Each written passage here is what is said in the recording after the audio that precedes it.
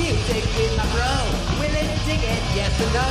Here we go on with the show. The Hear Me Out Bro Podcast. Welcome, everybody. Welcome to episode 14 of the Hear Me Out Bro Podcast. We're continuing our Mount Rushmore series. Last week we did vocalists, and hope everybody enjoyed that episode. And this week we're covering guitar players. So I'd like to welcome my brother Clark to the episode. Hey, everybody. If you want to listen along to us with the playlist, just search us out at HMOBP on YouTube, and you'll find our playlist there, as well as our episodes as we post them up. And if you want to shoot us an email, give us any questions, critiques, show ideas, feedback, you can get a hold of us at hearmeoutbropodcast@gmail.com. Share us with your friends. If you have friends that you think might enjoy these episodes, turn them onto our podcast. You can find our official podcast where you can download the episodes at redcircle.com. Look for the Hear Me Out Bro podcast at Red Circle. You can also just search for us. Like I found us on, Podcast Addict? The app I use.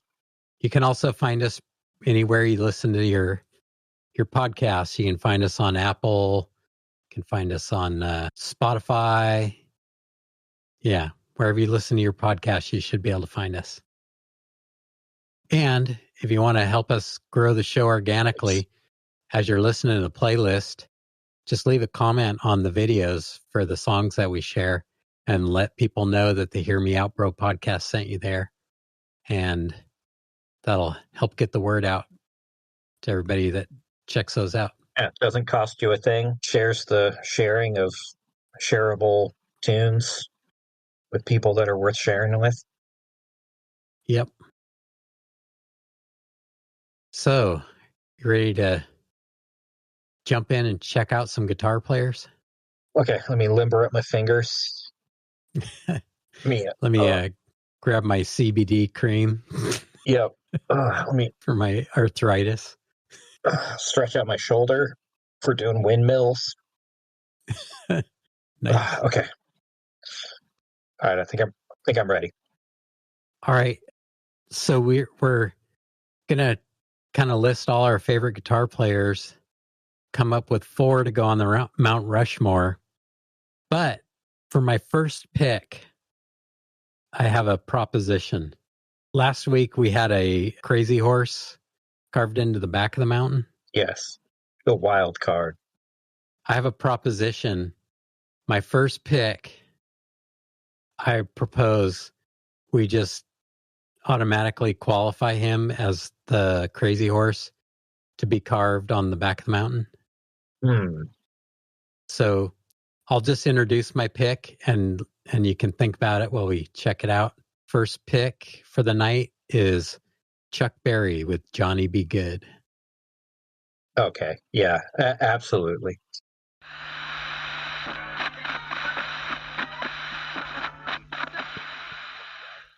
Yeah, I'm pretty sure it's safe to say that everybody else on our list was inspired at some point by Chuck Berry. Yeah.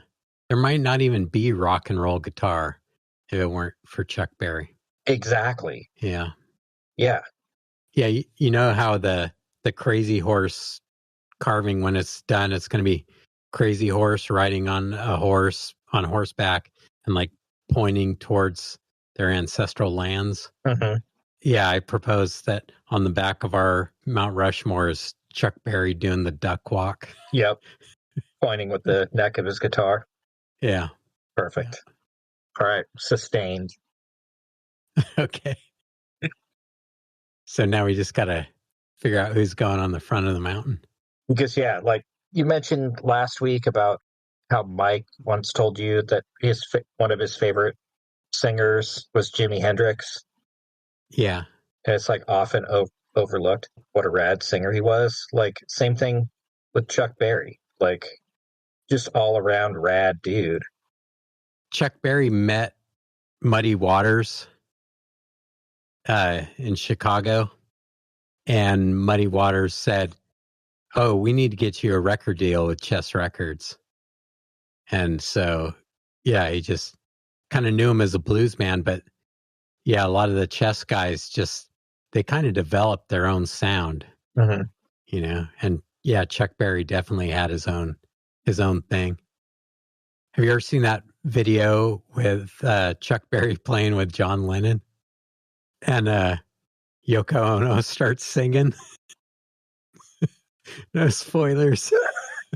Yeah, my train of thought got derailed by some Yoko Ono level shenanigans. Yeah, so I defer a little bit on this playlist to Eric. I only have about a third of the picks that he's got for several reasons. Eric's the guitar player. I'm not a guitar player, so I didn't want my picks to just be like, dude, listen to that riff, man. It's awesome. That's awesome, dude. Like, I don't know what kind of guitar he's playing. I don't know what kind of technique he's using, but dude, that totally rocks. it's sick. Sick. That said, I do have some favorite guitar players, but then the other reason some of my picks aren't on this list is because of something interesting that Eric brought up last week about how, like, yeah, this person might be really awesome, but like, do you really want to hear him play with another band? Like, wouldn't you just rather hear more of the band they're already in?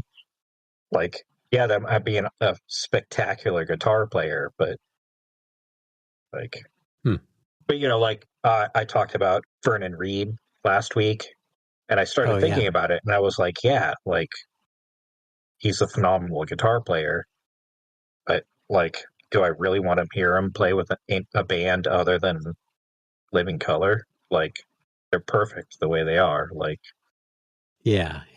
Please don't change it. And you know, the same with like the three guys from Iron Maiden, like great guitar players, but like, okay, do I really want to hear them play with another band? Maybe, maybe not. Yeah, but we also did pick Bruce Dickinson just because he is so awesome in Maiden. Yeah, that he ended up on Mount Rushmore with all those others. Yeah, because we'd be stupid not to carve him into our mountain. Right. I have a pick down the list that you wouldn't want to hear them play with anybody else, but they're just so iconic. Right. Yeah, well, so without further yammering, this is Jeff Beck with Beck's Bolero.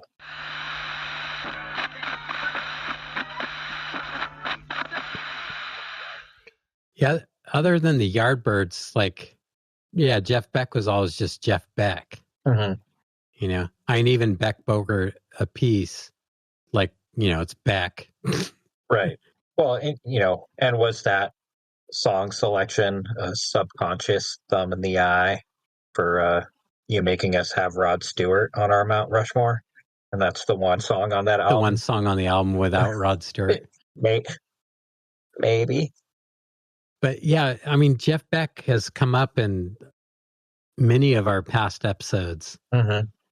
You know, talking about the Yardbirds, talking about who should have played at Woodstock. Right. And that's Nicky Hopkins on piano. Nicky Hopkins and Jeff Beck group didn't play at Woodstock. Nicky Hopkins was at Woodstock playing with Jefferson Airplane. Oh, nice. Yeah, Jeff Beck he's so unique, you know?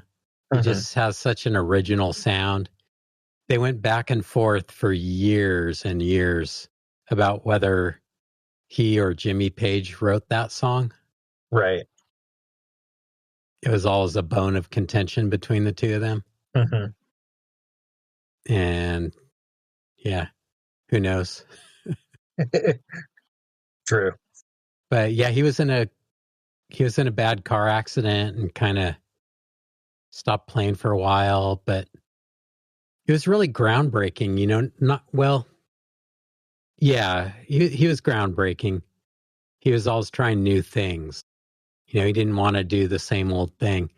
And I think that kept him like out of the limelight that he could have had. Right. If he would have just done the same thing that, you know, Page and Clapton did, and, you know, just like stick to something a little more of a formula. Right. Well, you have told me before that the assembly of musicians on that Truth album was kind of in your head canon. It's like Beck's answer to Led Zeppelin. Like, oh, I could do a super group too. Yeah, I could totally see that. And you know, he had the Yardbirds thing, he had the Jeff Beck group thing, and then he went down this like fusion rabbit hole that I totally love. Mm. Like a friend of mine like came by our house when we were in junior high, and he was like, "Hey, you play guitar, right? Here's an album for you." He gave me Jeff Beck's Blow by Blow. Mm-hmm. And it was like, this is the music I've been waiting for my whole life. You know, just like totally blew my mind. And like, oh man, it's like kind of funky, and like the guitar is so expressive and like just crazy and original. And yeah, well, not too many rabbit holes, but just, you know, some red thread on the wall. Like I always would say, you know, Jeff Beck, you know, he really kicked off that whole fusion thing, but that's not really true. There was an album that came out before he did all his fusion albums, and you can definitely hear the influence that a guitar player that you picked further down the list had on him. Mm-hmm. And now I realize, oh, he kind of stole all that stuff from somebody else. It was his original playing, but he kind of got turned like on to that those by ingredients. somebody that came a little bit before. Okay. Yeah. I think I know who you're talking about. Yeah. Also, I love this singer, this lady, Linda Lewis. I was listening, I like got all her albums to like just listen to everything she did. And there were some albums that were just like, oh man, this is amazing. Oh, this is so cool. And then it turned out that like Max Middleton, who played piano with Jeff Beck group and on Blow by Blow, was like in her band also. And like a lot of the guys that were like the studio hot shots back then were on Blow by Blow, but also played with Linda Lewis. And then there's another song of hers that I totally love. And it's like, oh man, those background vocals and horns are amazing. And it's like, well, yeah, that's Tower of Power backing her up. Nice. So, yeah, but yeah, a lot of the hotshot musicians that played on Blow by Blow played with a lot of other people. And then, you know, Jeff Beck had like his kind of blues thing. And then later on he had, you know, Live at Ronnie Scott's. And he had some pretty great bands, you know, like later on. And he played with Tom Jones. We talked about that in the Tom Jones one. Right. So, you know, his name pops up. Yeah. It's like whack-a-mole. You don't think about Jeff Beck, but then you do. Yep. Yeah. Rest in peace. Yep. Yeah. All right. So who's your next nominee? My next pick is probably one of the guitar players that influenced me the most when I was younger. Okay. And also my friend that I played guitar with, we just thought he was the bee's knees.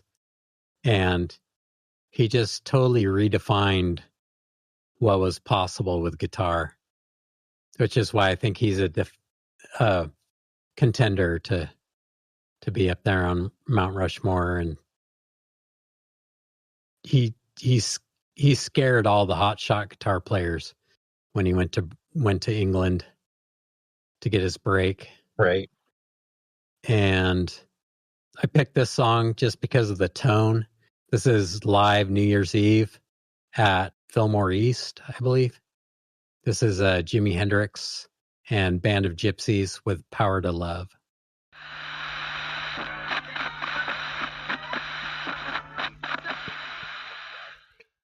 Very nice. Yeah, just such an originator of sounds, that are still going today, all the fuzz guitar and wah-wah and univibe, and the Marshalls. Just, it's such a cool tone. It's so expressive, and it just, I don't know, puts you out into outer space, Yeah, he is one of a kind, and he's part of the 27 Club. It's just amazing to think, like, what an effect he had at, like, such a young age. And, that's like one of the great what ifs, like, what would he have done, like, if he was still around? Right.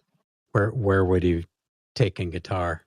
I mean, if you think about it, it's like, like 66 to 70, something like that. Yeah, not a whole lot of time. Yeah. But yeah, just a handful of albums, all groundbreaking. Mm-hmm. Like, just changed the way people made records.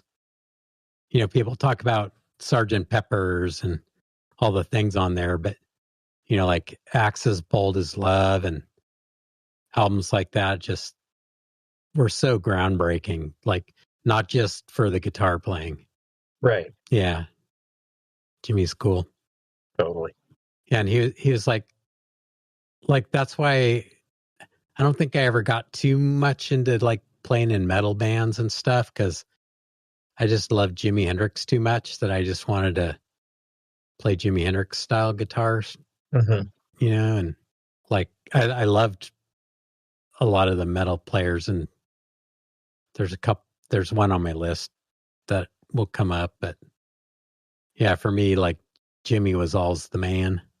Well, and it seems like he could do, like, I don't know, like a stoner doom metal band and have, like, that tone and play like that. Yeah, if you listen to Isaiah Mitchell in Earthless, I mean, it's a Stratocaster through various fuzzes with wah-wah, with some tape delay, which Hendrix didn't use very much. Yeah, some univibe kind of tones. Robin Trower really kind of ripped off the univibe thing, but he did it so well too. At the same Right. time, you can't fault him for it because it's killer. But yeah, like stoner doom jam stuff, like Isaiah Mitchell really kind of channels that same kind of vibe as Hendrix did. True. Yeah. With a fiery drummer and like a thundering bass player and the trio. It's definitely like the Jimi Hendrix Experience kind of formula. Speaking of, who was playing bass on this song? Because, like, the bass, it was way down in the mix, but, like, it was pretty banging. It's Buddy Miles on drums and Billy Cox on bass. And Billy Cox actually was like an old friend of Jimi Hendrix's back, like, from his Army days. Whoa. They started playing together. So when the Experience kind of broke up, and he might have had like a Bill Graham kind of thing where he had to fulfill playing a gig or something. Right. So he put Band of Gypsies together. Like, this is the only album they made, and it's a live album from a New Year's Eve concert. But I think it's kind of hints at, like, the direction he was kind of heading. Right. Post Experience. Yeah, and Jimmy's come up in our past episodes. We talk about how humble he was and things like that. Yeah, and how he deferred being the greatest guitarist in the world to your next pick. Allegedly. Allegedly. Actually, it did happen. It was on the Dick Cavett show. He said that. Yeah, I don't know if that's true though. We'll look for the evidence. Okay.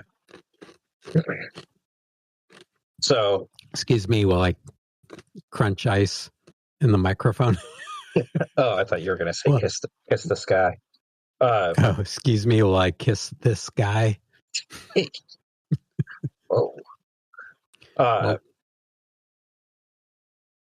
yeah, so allegedly, Dick Cavett, or it's been attributed to several people, asked Jimi Hendrix what it's like to be the greatest guitar player in the world. And Jimmy replied with, I don't know, ask Rory Gallagher.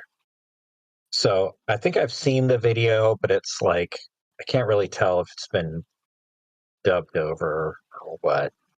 It's a great story. And it is a great story. It's plausible. But so I picked Rory Gallagher to go on the list because not that many people who aren't guitar players know who he is. And this is kind of like secret knowledge, a pro tip for non-guitar players out there. Yeah, and that's kind of what our show set out to be. I mean, we have some obvious picks on here. Yeah. But hopefully we have enough tidbits and to keep it some interesting. Maybe some unknowns for you. Yeah. So this is the pro tip for non-guitar players. If you're ever stuck in a conversation with somebody who's a guitar player and they're kind of being a little patronizing to you, like, are you speaking from experience here? Like my entire life. Yes. And so Sorry. what? No, you were my older brother. You had a right to be patronizing to me. You come by honest. But like, other people who are guitar nerds and stuff, and you're kind of like, yeah, okay, cool. And they're talking about, oh, you need to check out this guy. Oh, you need to check out this guy, or like, oh man. And you're like, okay, well, yeah, I don't know, like Iron Maiden's one of my favorite bands. Like, oh yeah, those guys are pretty good, but they're no this guy or this guy. If you just remember the name Rory Gallagher, which you should, because everyone needs to listen to more Rory Gallagher. Mm-hmm. Listen to him, love him, keep him in your back pocket, keep him in your heart, keep him in your back pocket. So whenever somebody's giving you the patronizing guitar nerd vibe, just go, well, for my money, it just doesn't get any better than Rory Gallagher. They're like, oh, okay, I'm not talking to a plebeian. Like, all right then. Oh, well, let me undo this velvet rope and come right in. Yeah, if you're at a party and you found a really comfortable seat and you don't want to have to get up from it because the discussion is going toward guitar players, you don't want to have to go up and like check the cheese dip or like move to the kitchen, give up your chair. Yeah, you can drop Rory Gallagher. Remember, don't roll your eyes. Rory Gallagher. Does that work? Could that be a thing? Anyway, yeah, we'll listen to the song and then I'll talk some more. So I could have picked a whole bunch of different songs. Pretty much everything the guy ever did was fantastic. But this song is beautiful and haunting in a way that is really special to me. This is Rory Gallagher with A Million Miles Away.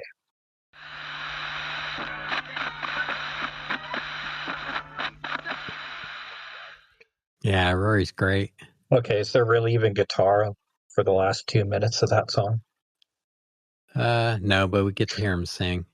It's true. That's enough. Yeah, I just love the way he plays at the beginning of the song. Like, Yeah, I had a really like snarly, like jabby kind of lots of pick attack. Mm-hmm. He played a Stratocaster, like a super beat up Stratocaster.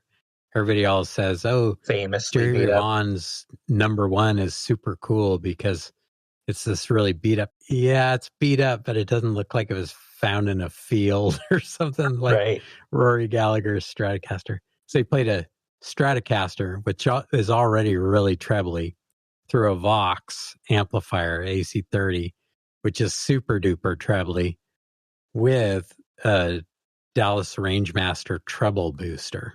Dang.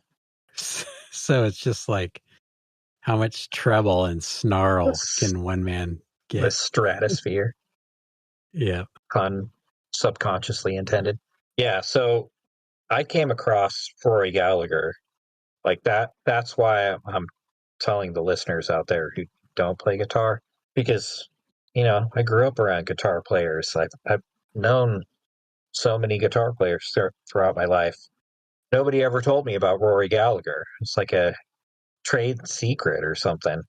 I found out about him because I was getting divorced and she was taking all my stuff, and I was moving all my stuff out of the house, and I had this really old TV that I don't even think it had remote control.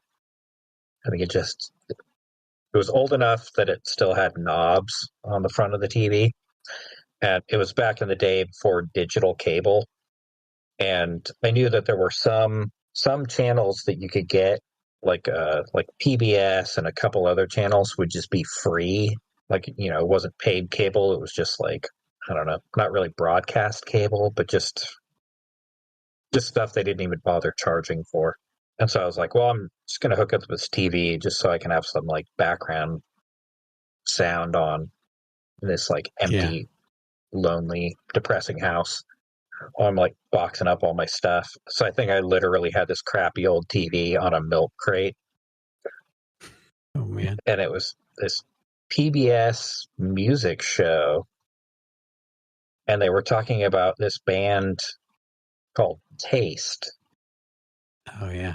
And I was like, holy crap.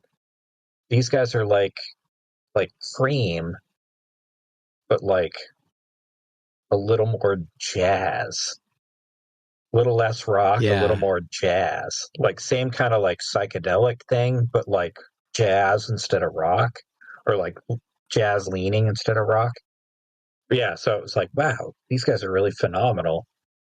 And they were talking about Rory Gallagher, and I was like, wow, that's really cool. I never heard of these guys, never heard of this band, never heard of this guitar player. And it was back in the day when there were still Borders, that like bookstore, music store, coffee shop. So I went and looked them up, and like I think I got 2 albums, and then found out that Rory had like his solo career, and then just ended up buying everything that Rory ever did. So it's pretty amazing. Yeah, he's great. And ever since then, I've been able to like sound like I know what I'm talking about when it comes to guitar. Yeah, he also had killer bands too. Like Jerry McAvoy is just such a like rocker bass player, Mm-hmm. I love seeing live Rory Gallagher, and Jerry McAvoy is just totally holding down the fort, rocking out steady, letting Rory do his thing. Great bass player. He also had good drummers. Yeah. He was touring and he was popular, and he kind of had his pick of Irish musicians, to like back him up. We used to play out on the Western Plain. Oh man. And Secret Agent in Nitro Shifters. Mm-hmm. Such cool songs. His version of Out on a Western Plain is so rad. It's just it's like it's badass. Who's the original artist? Hughie Ledbetter. Yeah. AKA Lead Belly. Yeah. Yeah, when Leadbelly's version, it's like it's so rollicky and jaunty Yeah. that it's like, It's like, wait, is this about outlaws or is this like a church picnic? yeah, or like I don't know, a cartoon jalopy or something. Yeah. Like it kind of has a Tijuana Taxi kind of jaunt, little bounce to Uh, it.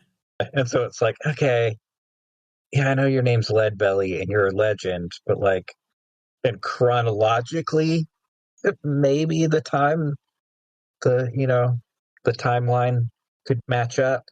But like Rory's version, it's like it's so soulful and heartfelt and just badass that it's like somehow it's more believable that this like Irish dude that was yeah. like 70 years too late actually rode with all these outlaws. Yeah. And it's another like out on the plains cowboy song, Mhm. you know, which, uh, which is a good start Yeah. from the get go. And it's like, yeah, I could have put Tattooed Lady or like 2 dozen other songs. But I Oh picked man. this one Yeah. because I figure we're gonna do a Rory Gallagher episode. We're probably gonna do a Shadow play. Yeah, we're probably gonna do a cowboy song episode. Ooh, We're probably gonna do a motorcycle song episode. that's a, yeah, those are good ideas. This was one that was a pretty safe bet that like, okay, people Yeah. need to Yeah. hear this song. We're probably not gonna get back to that particular song. So it's good representation of Rory's talent. Nice. Yeah. I'll do my honorable mentions list after I run through my picks, but pretty much all your dudes are on my honorable mentions list. Nice. And speaking of Dallas Rangemaster treble boosters, well, there's another kind. It's like the Formby. There's a couple different companies that made the same circuit. Okay. But your next pick is also used one of those, but he used it with an SG through a Laney. Nice. If you're ready for your next pick, Yeah. Yeah. No, that's a great and segue. also he's a member of the Missing Digits Club.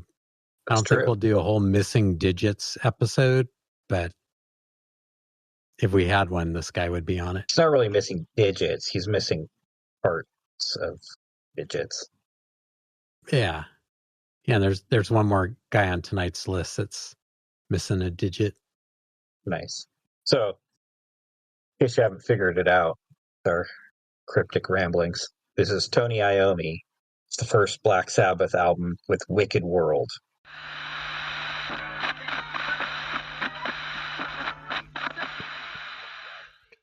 Man, riff master. Right? Another listener pro tip. If anybody ever asks you what's the most evil swing band, remember Black Sabbath. It's kind of unfair or kind of goes against what I said about like, well, do you really want to hear Tony Iommi play with somebody other than Black Sabbath? And it's like, well, heaven and hell. Well, he kind of is. Yeah. Yeah. But it's like, isn't that pretty much just Black Sabbath? Dio era Black Sabbath. Yeah. So it's kind of unfair without Geezer Butler and Bill Ward, who are also phenomenal. But I mean, he wrote so many songs. And if you look at like what guitar sounds like today, Mm-hmm. there's more Iommi sound with, tuned down guitars, heavy Right. guitars, the whole doom thing. Yeah, And the whole stoner thing. that's why I put him on the Yeah. list. And then it's like, well, when I was trying to pick which song to put on here, I picked that one because it's like it's not really like one of the iconic ones. It kind of is, but it kind of isn't. And then it's like it has like the intro and the outro are like kind of groovy swing, but the guitar still sounds like really sinister, Yeah, yeah. despite that like swing in bass and drum. Like, Yeah, that's what I loved about Black Sabbath. They would always spin off into these like jazz explorations, you yeah. know. And then They'd have the heavy riffage and then they would like, you know, break out into this extended jam of like jazziness.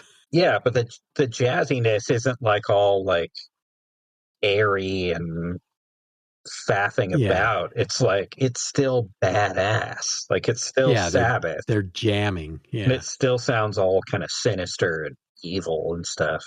Yeah, and then like the middle part of that song is like super doomy. So Yeah. cool. Yeah, it's a good pick. Yeah, and I liked how like that. There's that one part where the guitar and the bass are playing the same notes. Like it's kind of a Yeah. call and response. Yeah, playing in unison kind of. Yeah, Yeah, I mean, just for the sake of completeness, he was working in a sheet metal factory or something. yep, Cut off the tips of his fingers on his left hand.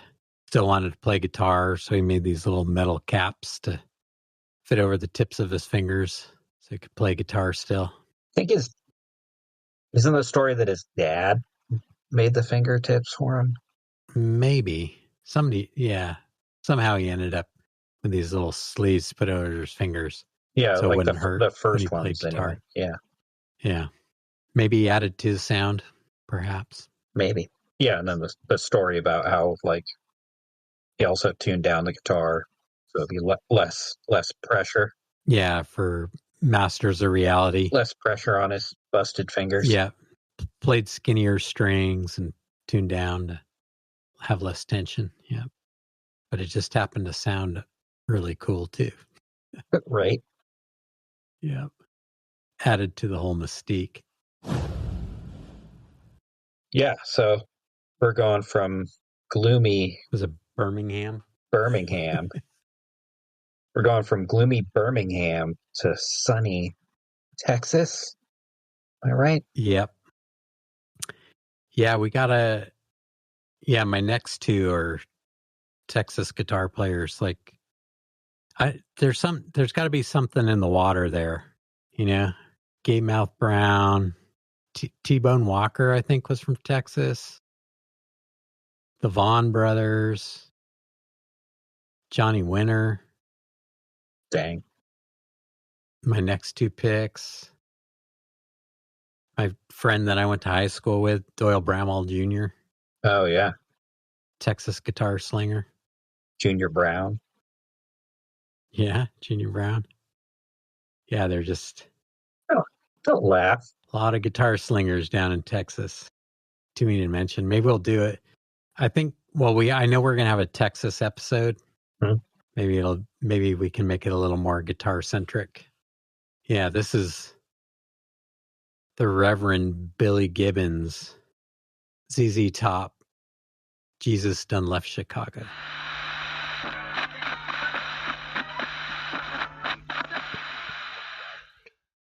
Awesome. Yeah, he's like the taste maker, you know? Mm-hmm.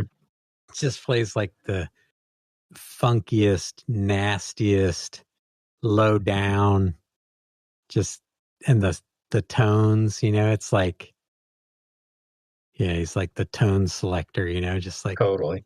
yeah, nobody else can really like just ring it out like he does. He's just such a cool dude, you know, like such an artistic kind of guy. Right. And just, yeah, they're silly. You can tell they're having fun. For sure. Just, yeah. The way they write their songs, it's just, I don't know. Yeah. There's kind of a little bit. You There's don't kind of have a to lot worry. of cheese in there. Taking care of business is his name. Yeah. There's that one part in there where like it just kind of, and like if anybody else like played or wrote this song, it would be like probably like double this tempo.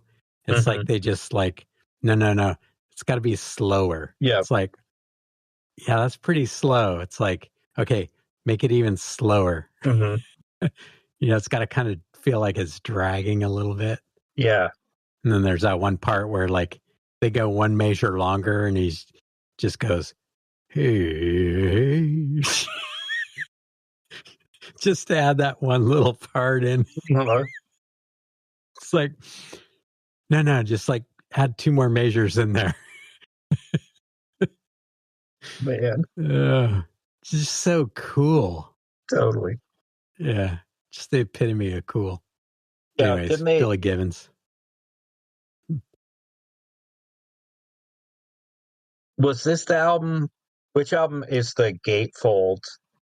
It's this one. Okay. With the big Mexican buffet and like yes, the beer foaming over and oh man. Yeah.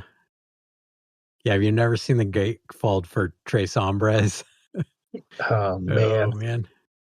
It's epic. Yeah, just beautiful. When I graduated high school, Mom and Dad and Grandpa got together and gave me Grandpa's Stratocasters, a graduation gift. So I was like a one guitar guy for a long time till Grandpa passed away and left me a couple more of his guitars. So yeah, I was like a Stratocaster guy for a long time, but I don't know, maybe 10 years ago or something. I was like, man, I'm listening to nothing but like Zeppelin and ZZ Top and Ronnie Montrose. I need to get a Les Paul. And like Billy Gibbons Les Paul was like the holy grail for me. Like it's named Pearly Gates. And the story goes that they had a friend, this girl who was going to go to Hollywood to be like a movie star. So he gave her this old car that he had so she could drive out to Hollywood. And she said, well, when I get there and start working, I'll send you the money for the car. So it's just kind of this deal, and he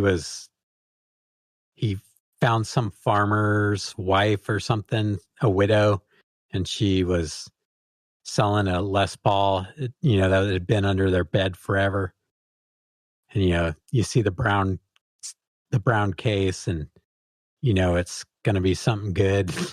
And I guess the money from the car came just in time for him to go and get Pearly Gates.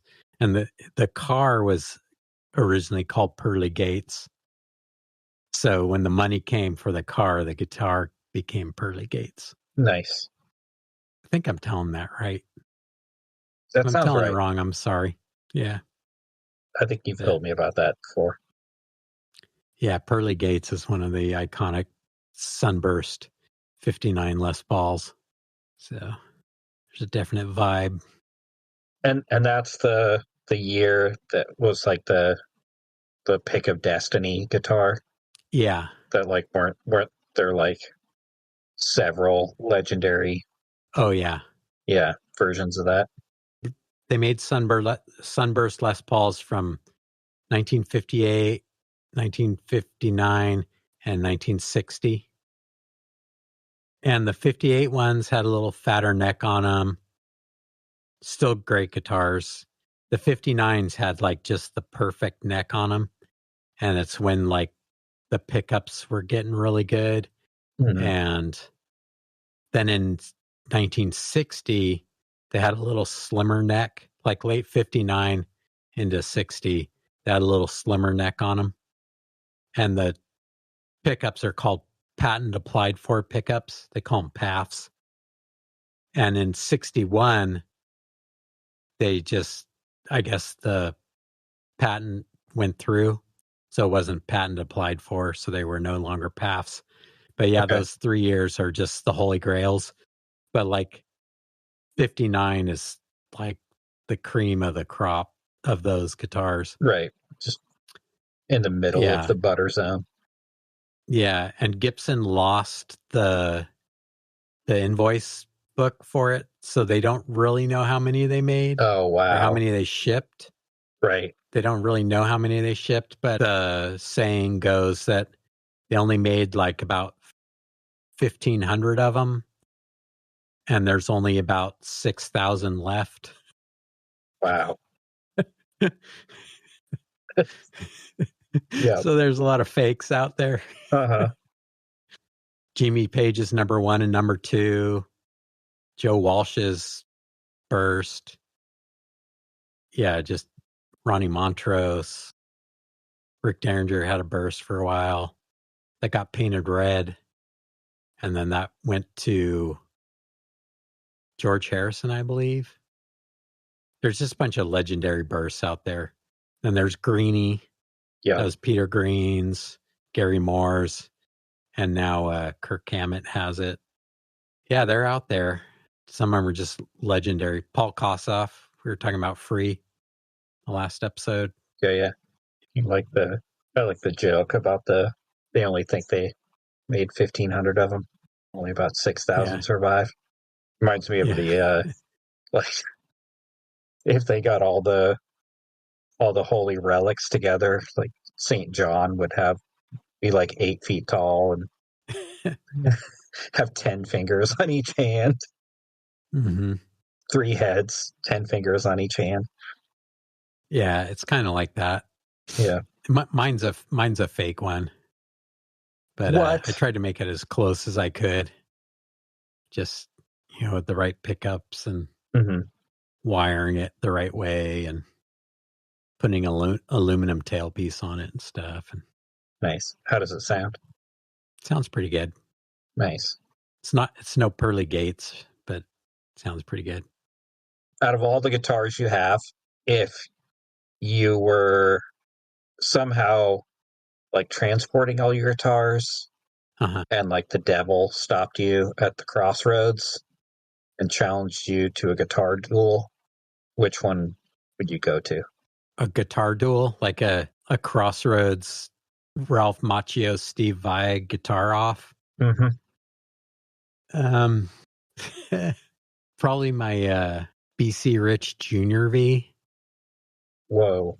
Like the Kerry King looking kind of thing with the Floyd Rose on it. Really? Yeah. Just because I would want to be the bad guy in the scenario. Oh, okay. Like I always have the saying, like, that saying that goes, buy the worst house in the best neighborhood that you can afford. I always said, if you don't want to have bad neighbors, be the bad neighbor in your neighborhood. Okay. Yeah. So I've kind of lived up to that, I mean, not that I'm a bad neighbor. I try and be a good neighbor, but like, yeah, it's like, if you don't want to have bad neighbors, be the worst neighbor in your neighborhood.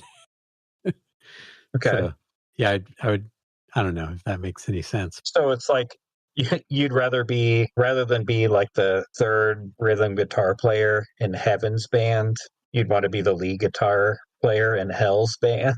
Oh, no. It's better to be a servant. I forget what that phrase is.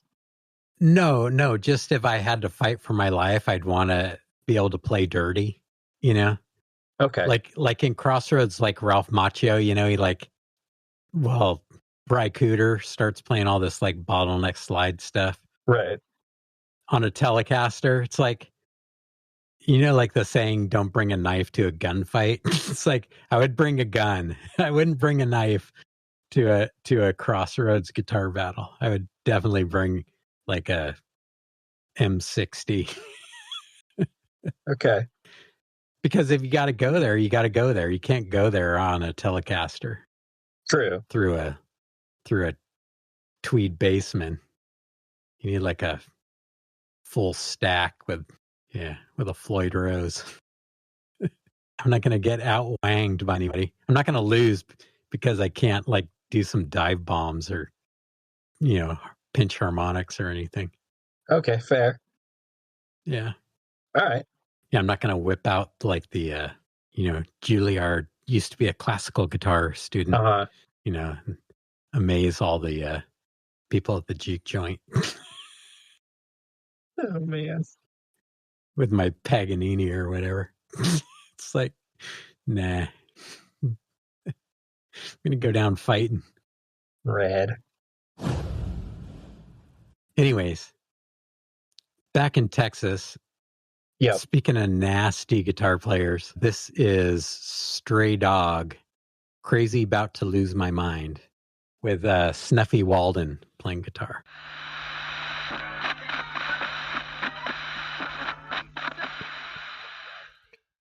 Yeah, that was some pretty nasty tone there. Yeah, some nasty Texas heavy guitar. Lots of sauce on that barbecue.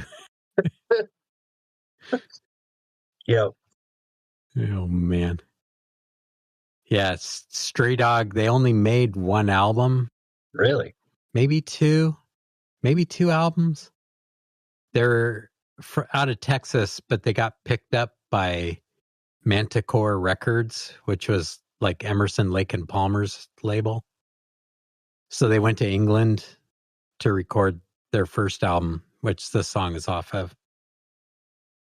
And so they also got, sort of like how we talked about Mountain, got the Sun amplifiers because they shared management with Jimi Hendrix. Stray Dog got kind of an endorsement thing too with Thor amplifiers, which is kind of a really rare company. It's when Terry Marshall, Jim Marshall's son, left Marshall Amplification and started his own company called Thor. And they also endorsed Emerson, Lake and Palmer, and then these guys. So like that nasty tone is a Thor amplifier just cranked. And like nothing quite sounds like that. There are these really weird amps. Yeah, like the old Marshalls were all called JTMs, which was Jim and Terry Marshall.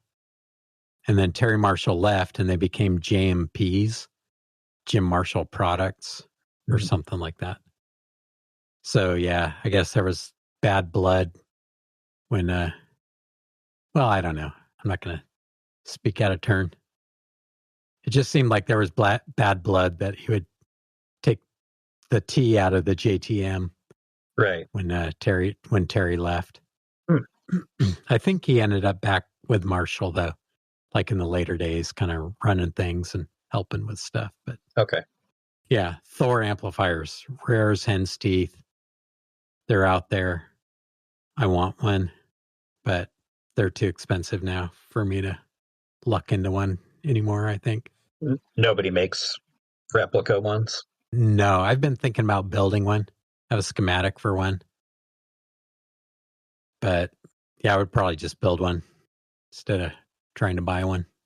Okay, so also on their first album was a song called Chevrolet, which was a ZZ Top song. Okay. But the Stray Dog version is totally different than the ZZ Top version. Even the words are different. Huh. But they still credit ZZ Top. Cool. And yeah, and that was another cover we did in Nitro Shifters was the Stray Dog version of Chevrolet. Nice. Because it's just rad. There's a cool video of it on YouTube. But this song, he just really just rings out the neck on that guitar. So I wanted to share this one. Yeah, that was awesome. And if WG Snuffy Walden sounds at all familiar to you, after Stray Dog kind of disbanded because they didn't really take off or have any hits or anything like that, he played with Shaka Khan, Stevie Wonder, Donna Summer, and he came in to finish the second album for Backstreet Crawler when Paul Kossoff couldn't finish their second album. But he's probably most famous nowadays for being a TV and film composer. He's done all the music for 30-something, The Wonder Years, My So-Called Life, West Wing, Friday Night Lights, The Stand, Drew Carey Show, and SEAL Team. So, like, if you watch TV, you've heard this guy without knowing it. Right.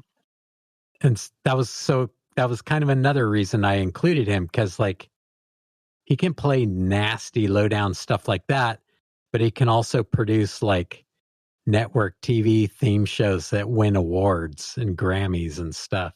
Right.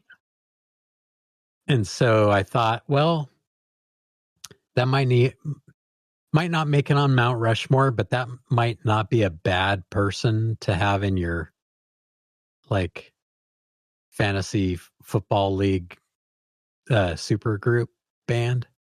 For sure. Yeah. Somebody that can just play such a wide gamut of stuff and do it really well. But yeah, so that's Snuffy Walden.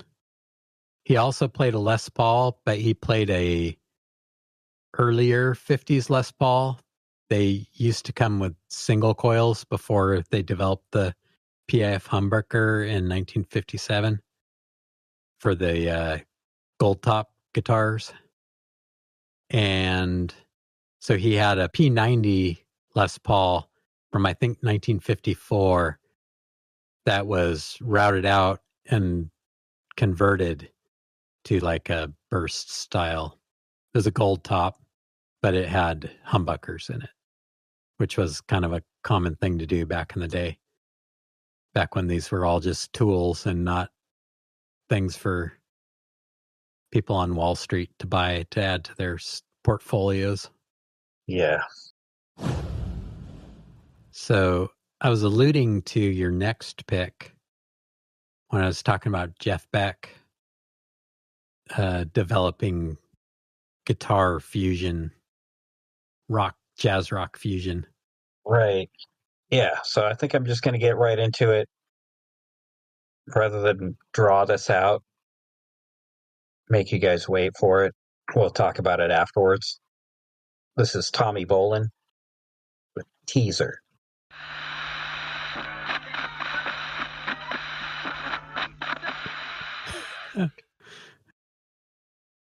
Nice. Yeah. Oh, man. Tommy Bolin's Bolin's so great.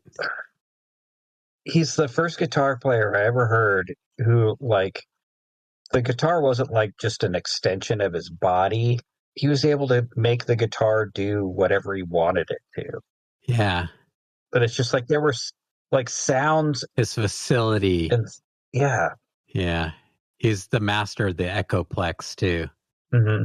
Like doing those, like speeding it up and slowing it down, getting those UFO sounds and jumping right back in. Yeah. Yeah. Billy Cobham's Spectrum is the album that like really made Jeff Beck want to make Blow by Blow. I think when he heard that, he was like, yeah, I got to do this. And he even got Jan Hammer to play with him, you know, on his album after Blow by Blow. Got Jan Hammer, who was in Mahavishnu Orchestra and played on Spectrum with Billy Cobham. Billy Cobham was also from Mahavishnu. But yeah, definitely made Jeff Beck go down that fusion rabbit hole, I think. And Jeff, I love Jeff Beck. I love them both equally. Like Jeff Beck did more with it, but Tommy Bolin's playing is just so tasty and yeah, he was a young guy, and to like go and play with these like heavy hitters, like he didn't miss a beat. He really rose to the occasion. He started out in Zephyr and went into James Gang. I didn't care for James Gang with him in it. Right. Not because of him, but just because of what James Gang was doing at the time. Right. Like, he couldn't do James Gang. Like, they had to get him and a singer to replace Joe Walsh. Mm-hmm. And I don't know. I could take or leave the singer for James Gang. And then he replaced Blackmore in Deep Purple. Right. Yeah. Yeah, it's like he was in all these legendary bands, just like not when those legendary bands were at their height. Right, right. And so and you listen to that stuff and it is a little dated, and it is a little there's there's a couple really good rockers on those Coverdale albums with Tommy Bolin, but they're not peak Deep Purple. Have you ever heard Golden Rainbows with Alphonse Mouzon? Not sure. Yeah, Tommy Bolin played a Strat through high watt amplifiers, and for a while there, I had some high watts, and I played my Strat through them, and I liked playing that song "Brother Brother" during that period when I was really into Tommy Bolin. Kind of a reggae song from his solo stuff. Yeah, search for Golden Rainbows. Don't search for golden showers. Search for Golden Rainbows. Oh man. Don't make that mistake. Okay, no, I was trying to see if Richie Blackmore was still in Deep Purple when they did Stormbringer. Oh, yeah. No, it was Come Taste the Band, I think was the first album he was on. And even that album cover's pretty horrible. It's not great. No. Richie would have been having none of that. Yeah. Like Stormbringer is awesome. And then that title song is holy moly. Oh yeah. And Burn, such a classic riff. Yeah. But we're talking about Tommy Bolin right now. Yeah, for sure. Blackmore probably should have been on here, but I know he's a little too he wrote some of the best, most epic guitar riffs of all time for sure. Oh, 100%. Yeah, there's no denying that. But he's a little too neoclassically, and I mean for the same reason I didn't put Yngwie Malmsteen on here. Isn't bad. Oh, no, it's amazing. But right. It'll put you on the neoclassical Strat players Mount Rushmore, but maybe not the Hear Me Out Pro podcast. All over guitar dude Mount Rushmore. Yeah. I mean, yeah, those guys are both incredible, but yeah, a little too neoclassically for me. Yeah, not anywhere near like Yngwie Malmsteen, but still. No, not so much, but I think he was kind of the first to play more that style than just the blues rocker style. Right. What's the name of that one song? 20th Century Green Sleeves or whatever. Oh yeah. Is that what it's called? Yeah. Oh man. With his, what is it, Nightwing or something like that? Or oh no, Blackmore's Night. Or Blackmore's Night. That. Yeah. With his wife. Mm-hmm. It's cool. I could see how people could get into that. If you're getting ready for the Ren Fair or something, It's throwing some Blackmore's Night, but yeah, it's a little too much that well, weren't we just talking about Yoko in the first song? Yeah. Oh wait, why did I mention that? I can't remember why I brought that up now. Anyways. All right. Speaking of gifted guitar players, my next two picks are kind of back to back, and we'll just burn right through them. Okay. This guy's kind of the elephant in the room, every once in a while you just got to listen to this just to remember how revolutionary it was. Yeah. And there is Echoplex at the end of this song too. Yeah. Well, we'll play these and then we'll talk about it afterwards. Yeah, this is Van Halen Eruption.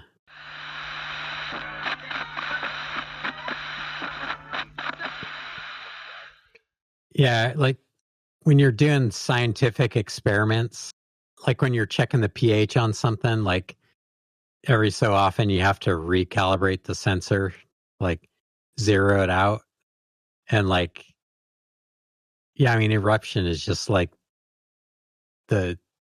you need to recalibrate your guitar sensors, it's it still holds up. Yeah, that first tone is amazing. Mm-hmm. Everybody wants some. Everybody wants that tone. The brown sound. I mean, there's guitar companies selling guitars for people to try and get that sound. And everybody wants to know what was done to his amplifier. You know, what pedals did he use? What pickup was in that guitar? What strings did he use? And on and on and on. It's like, it kind of doesn't matter. And there was no secrets.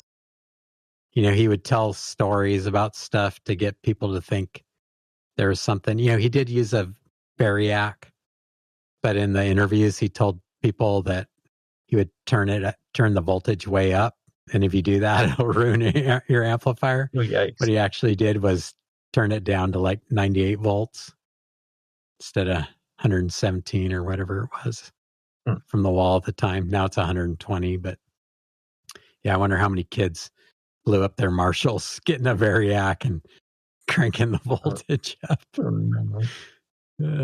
But no, it was just him and his fingers. And yeah, more on that a little bit later. But I remember the first time I heard that came out in 1978, and they had those Columbia Records deal record club things where you could get like a dozen albums for a penny or something.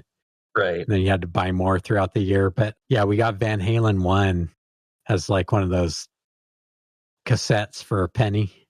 Uh-huh. And Cena had a Walkman. And we got that cassette. And we were going to Fresno for the Scottish Games. We were going to visit the Tices and like go hang out with Houston and stuff. And we were driving that little station wagon we had. And I was sitting in the back. Maybe it was the camper.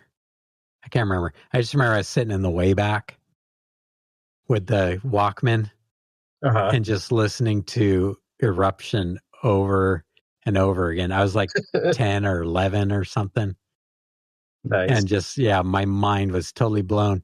And then we got there and, you know, like any good 10-year-old, like, and Houston was like a couple years older than me, I think.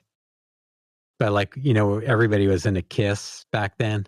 And we went there and like Houston had like a Gene Simmons like prop bass thing, and he had like a Gene Simmons outfit that he put together and like had blood tablets and stuff. And like, I mean, I loved Kiss and stuff too, but it's like that car ride down there, I was like,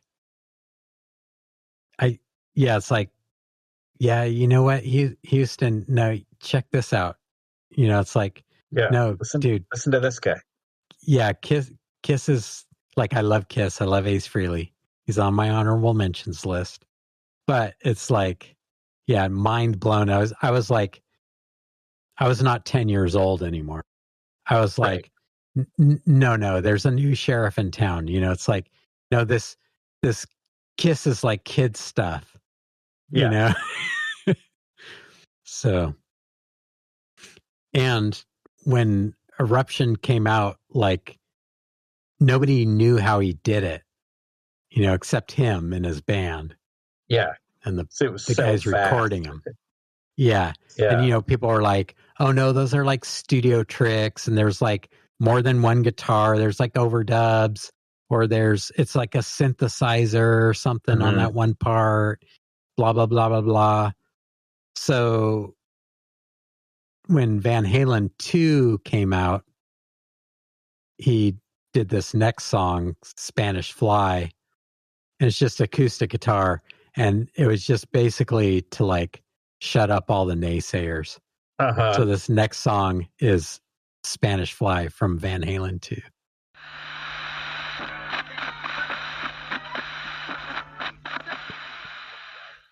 Nice. Yeah. So no synthesizers involved. Yep. No guitar tones. Just, yeah, one of the greats, and such rhythm and boogie and like swing to his style. He just brought just that groove, you know, to his playing. Yeah, so I was gonna mention, along with Rory Gallagher. Rory Gallagher was one of the guitar players that helped me understand that, like, I don't really think there are very many guitar players that are overrated. Like, Uh, I'd hear people say, like, oh man, Clapton's overrated or whatever. It's like, no, Eric Clapton's a great guitar player. Like, he deserves all the credit that he yeah, for gets. sure. But then there are, like, for every one guitar player who's been accused of being overrated, there are like 100 guitar players who are like tragically underrated, like Yeah, yeah, Rory Gallagher, etc. But Eddie Van Halen is one of those that it's like there's like no amount of rating that could overrate Eddie Van Halen. right. He was the first guitar player that I would consider a guitar god. Like, he was the Yeah, first guitar player I heard people who weren't like musicians like talking about. Like, yeah. holy crap, listen to this guy. Like, your experience like at 10 years old. Like, Houston, no, listen to this guy. And it's like, yeah, I grew up with people that would be like, dude, Eddie Van Halen. Oh, yeah. Yeah, like, I mean, people can kind of cop what he did, but not for a long time. Everybody wanted to sound like that Right,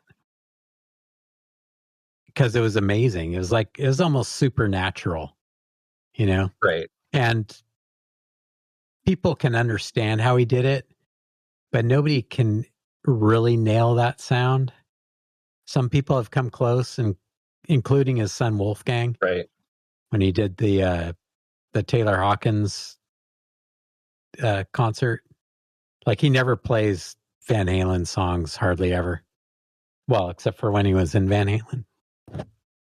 But, he thought, well, I'll come out and I'll play some of Dad's songs for this concert. Right.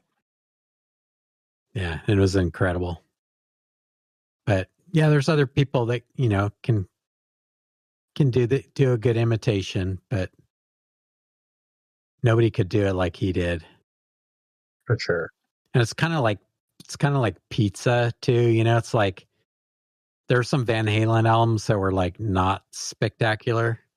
I definitely have my favorites, but it's kind of like pizza. Like, even bad Van Halen is like listenable if you're a guitar nerd. So, yeah. Yeah, I don't know. I've had some really bad pizza. Well, yeah. There's a couple Little Caesars albums out there, but if you're hungry, you can still find something to appreciate in there. Yes.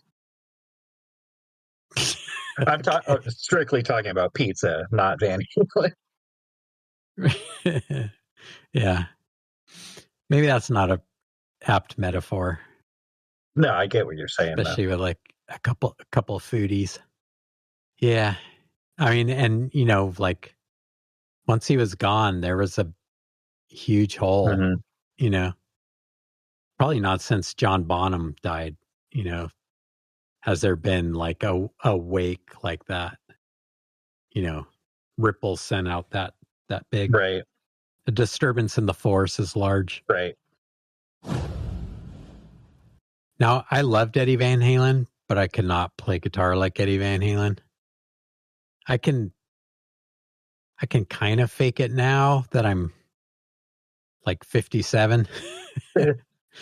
But like, one guitar player that I could like understand more than I could my fingers would do. My fingers could do Right. some of what this guy did. But also, like, I really always loved originality. And, you'd hear guitar players and it's like, oh, that's really cool. Like what you were saying at the top of the show, like, that was awesome. Right. It's like, yeah, that was an awesome solo. But, it's like, I've heard that before. Right. But like this guitar player, he had all the facilities. He could play all that butt rock stuff as proven on the first album. And I love that first album Oh, stuff. come on, man. First album's phenomenal. Oh yeah, it's amazing. And they got the extended jams. Yeah. And he does those bends where the harmonics do that whole Doppler thing. And yeah, he slows down and speeds up and plays really fiery. But the one album I listened to every single night for years was Permanent Waves. Yep. And the guitar playing on that is just so original and unique and like almost avant-garde, but like suits the song, matches the mood, helps sell the message of the song. Cinematic, great tone, great playing, really well thought out and crafted. So this is Alex Lifeson with Rush with the song Limelight.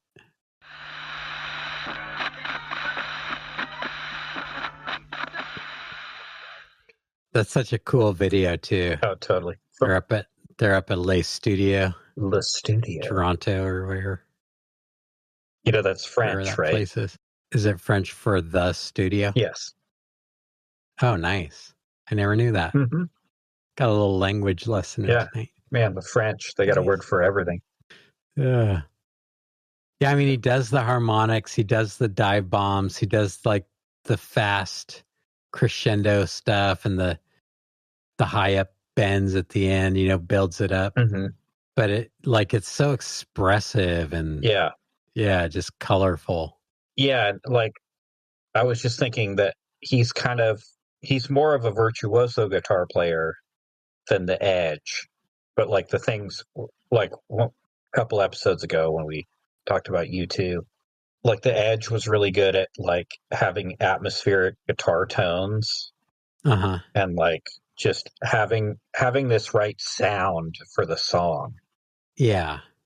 And so like Alex can do everything any other guitar player can do, but he can also do like what the Edge did.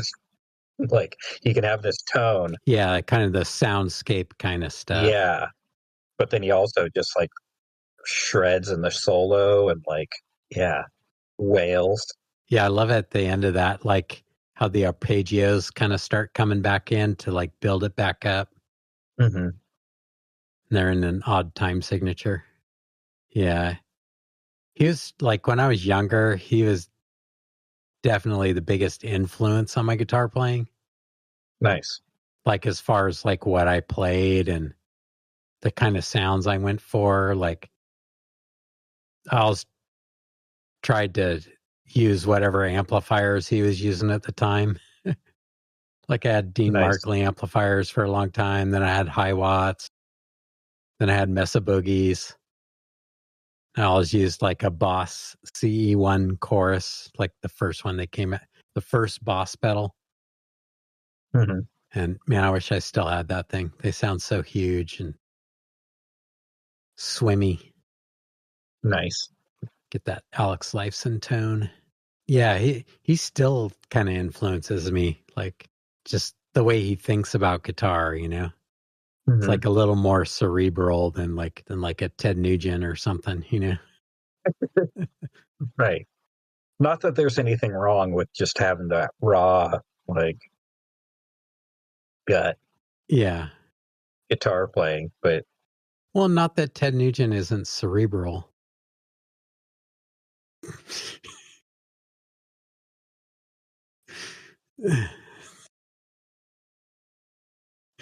So you go to Paris, France. I couldn't get Clark to break. Well, speaking of cerebral, like Neil gets like all the credit for like writing the lyrics, like just insano lyrics. And like my moment, like what you had with Van Halen, like no longer you were a 10-year-old and then you were like something different. My experience with that was you putting the headphones on me and playing Free Will Yeah. for me.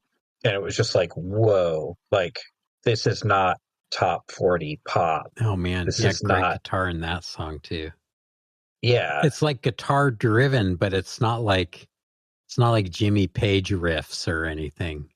yeah. And so like, you know, Neil wrote all the lyrics after he joined the band, but then like Getty and Alex wrote all the music. Yeah. Like the songs are all theirs. So like they don't, I don't know, like they kind of get a little outshined just because like Yeah. Neil was such a legendary drummer and then wrote just, you know, mind altering lyrics that like change the way you see the world. Yeah. And Alex was so good at layering stuff too. And Mm-hmm. yeah, just having different sounds, layering things. And like some players, when they get inventive or they feign inventiveness, they'll kind of play outside a little bit, you know, like kind of like get a little jazzy or something. But like he was inventive, but it was always appropriate. He was never doing any tricks or, you know, it all served the song and it was always crafted and like composed. He never played like outside for outside's sake. You know, he's not like a Right.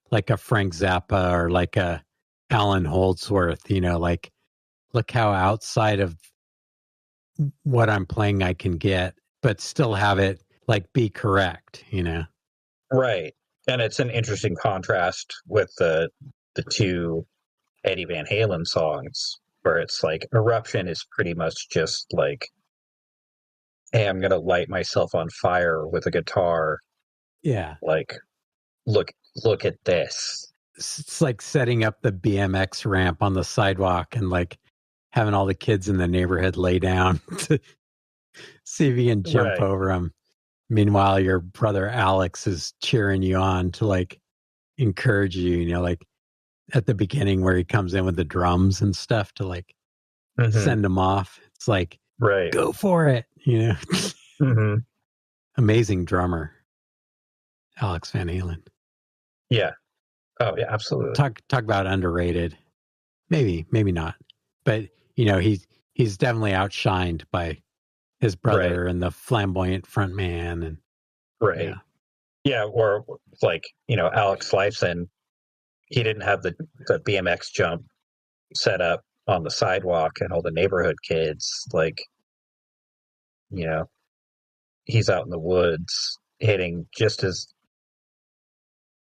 high a air, but you know, or building weird snowmen to like freak out the neighbors or something. Yeah, I mean, for like somebody who's cerebral and like plays like that, he's like the chief goofball in the band. that's such a cool guy, you know. yeah. Well, I mean, They're all goofballs. They definitely played up the like, you know, you'd always hear the Three Stooges theme right. to kick off their concerts, and they were definitely the Three Stooges. But they were serious about their music. Yeah. Neil definitely deserved like the professor like reputation that he had. But like, well, Alex and Getty are still like we had our moments listening to songs and like I'm no longer a 10-year-old. I'm no longer like a 12-year-old like because I heard this song whereas like Alex and Getty when they're together they're still those like 12-year-olds like sitting in the back of that classroom. Like, they're still those schoolboys. Like, Yeah. Yeah, still the classmates in middle school. just trying to crack each other Survive. up. Yeah. Yeah. Yeah, I also heard that professor thing, like touted about, but apparently the professor moniker came from like within the band due to his resemblance to the character on Gilligan's Island. Right. And had nothing to do with like being His scholarly or standoffishness. yeah. Yeah. Had more to do with him looking like the professor character on Gilligan's Island. Nice. Yeah. The professor. It's like, oh yeah, he's so smart and like well read, and you can just see him in a robe, at graduation or some commencement. It's like, no, he looks like the guy on Gilligan's Island. Yeah. Gonna build a radio out of coconuts. Gonna build a drum kit out of coconuts. Yeah. Oh man. Yeah. Alex is great. The whole band is great. Yeah. I'll say my top 3 influences when I was growing up for like how I played guitar and like what I wanted to do was Alex Lifeson, David Lindley, and this next guy, Rick Derringer. Talk about like guitar excess. This is Rick Derringer playing with the band Derringer, and this is Beyond the Universe.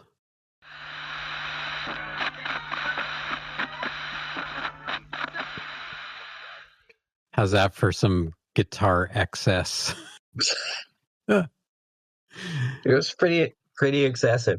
Like every time it was like, oh, okay, oh, they're doing that, and then they do something a little different. So yeah, I'll have to hand them that. Just totally hamming it up on stage.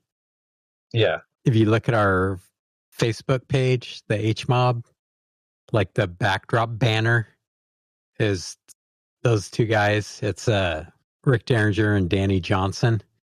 And another shtick that they used to do, they had a wireless battery pack or wireless guitar pack things.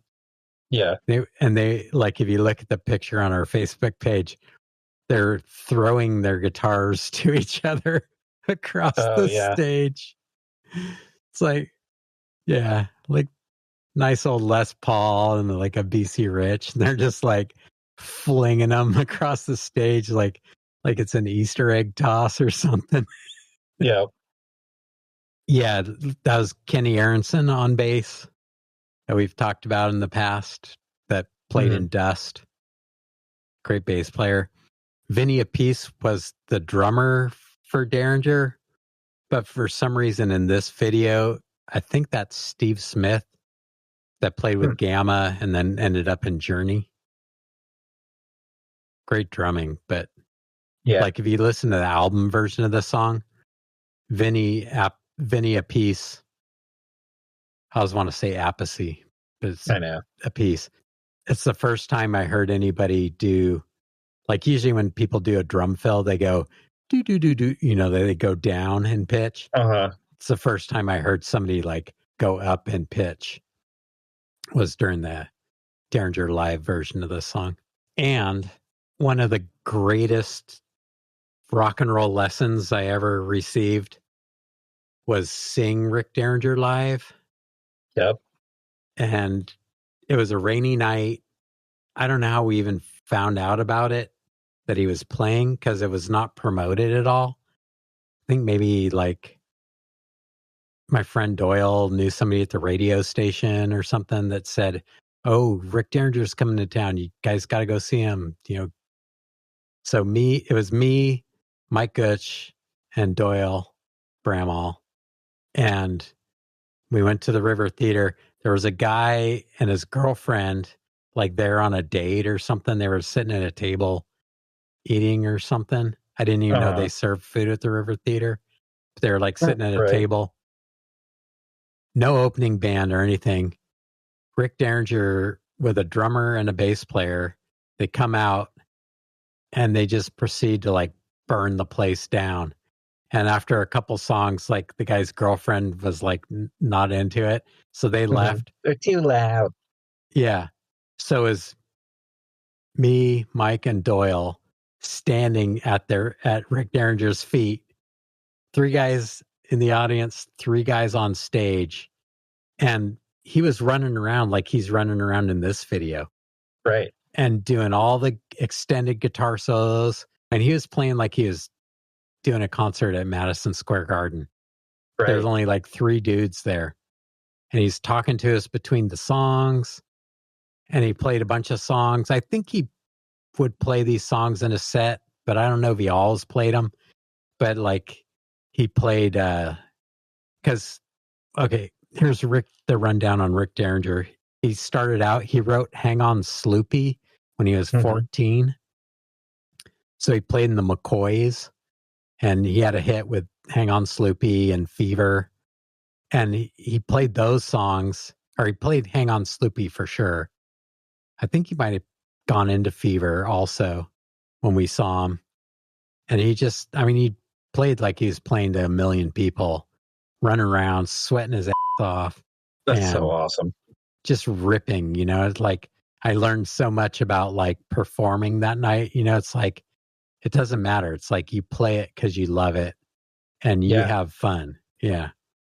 Yeah. So he was in the McCoys, and then the McCoys became Johnny Winter's backup band. So the album was Johnny Winter and it was just but the and was the McCoys as his backup band. He played with Edgar Winter, played with Johnny and Edgar Winter, played with Steely Dan, played with Cyndi Lauper for a long time. Nice. And he played on and produced pretty much every Weird Al Yankovic album. And he played Making Love Out of Nothing at All by Air Supply. So if you ever hear the guitar solo on that, that's Rick Derringer too. Sweet. And he also played on Bonnie Tyler's Total Eclipse of the Heart. Oh, yeah. So he's like, and he also played on Hulk Hogan's Real American. Okay. So like Rick Derringer's like this rocked out dude, rock and roll hoochie coo. But, like the McCoys were cool. A lot of people don't know he played on a lot of that Cyndi Lauper stuff and was in her touring band and everything. He's produced a lot of albums for people. He produced the Frankenstein album. That was Ronnie Montrose playing guitar on Edgar Winter's Frankenstein. But Rick Derringer produced that. He played bass with those guys sometimes. Yeah, he's played with all kinds of people, and he can play all kinds of stuff. He's written cool songs. Rick Derringer's great. Underappreciated. Nice. He put out a bunch of blues albums like in the 90s that are incredible. Just straight like blues. Like, it's rock, guitar, blues. But it's like as good as anybody that's done that kind of stuff. He did it. So like, yeah, check out all those Rick Derringer's blues albums from the 90s. They're just, if you're in a blues rock kind of mood, they're all really good. Can't say enough good things about Rick Derringer. Just a cool dude. Nice. I don't know if you're going to leave the tangent in there, but like he and his band playing when there's 5 and then 3 people in the audience at a tiny theater. Yeah, I've seen so many rad shows like on a Monday night, and there's like a handful of people there, and it's like the band still brings it, still delivers. Yeah. It's like, okay, you guys are pros. Like, yeah, well, because me and Mike, like, we listened to that Derringer, the first album. Actually, we listened to all his albums. he was like our hero, you know? And so like that was the only time we ever got to see him. Mm-hmm. And he did not disappoint, you know? I could imagine some prima donna just being like, oh man, you know, forget it. I'm out of here. He was our hero. And after that night, he was even more our hero. That's awesome. So like with Rick Derringer, like it wasn't always more is more. You know, you could like lay back too, but like that song was definitely more is more. Like that was peak guitar technology till Eddie Van Halen came along like the year after doing the hammer-ons and finger tapping and stuff. This next guy is going to kind of be our palate cleanser after that Beyond the Universe stuff, all the shenanigans. This guy's definitely a less is more kind of player. Right. This is Mike Campbell with Tom Petty and the Heartbreakers Breakdown.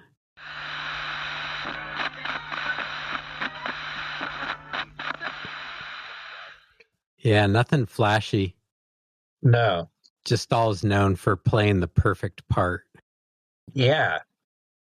Like I was just going to say, like, it's almost like hard to pick out just the guitar because everything fits together so well in that song. Yeah. It's like, it's hard to isolate just the guitar because it's like everybody's heard that song. Yeah. Like a million times. Legitimately, it's a great song. Yeah, understated.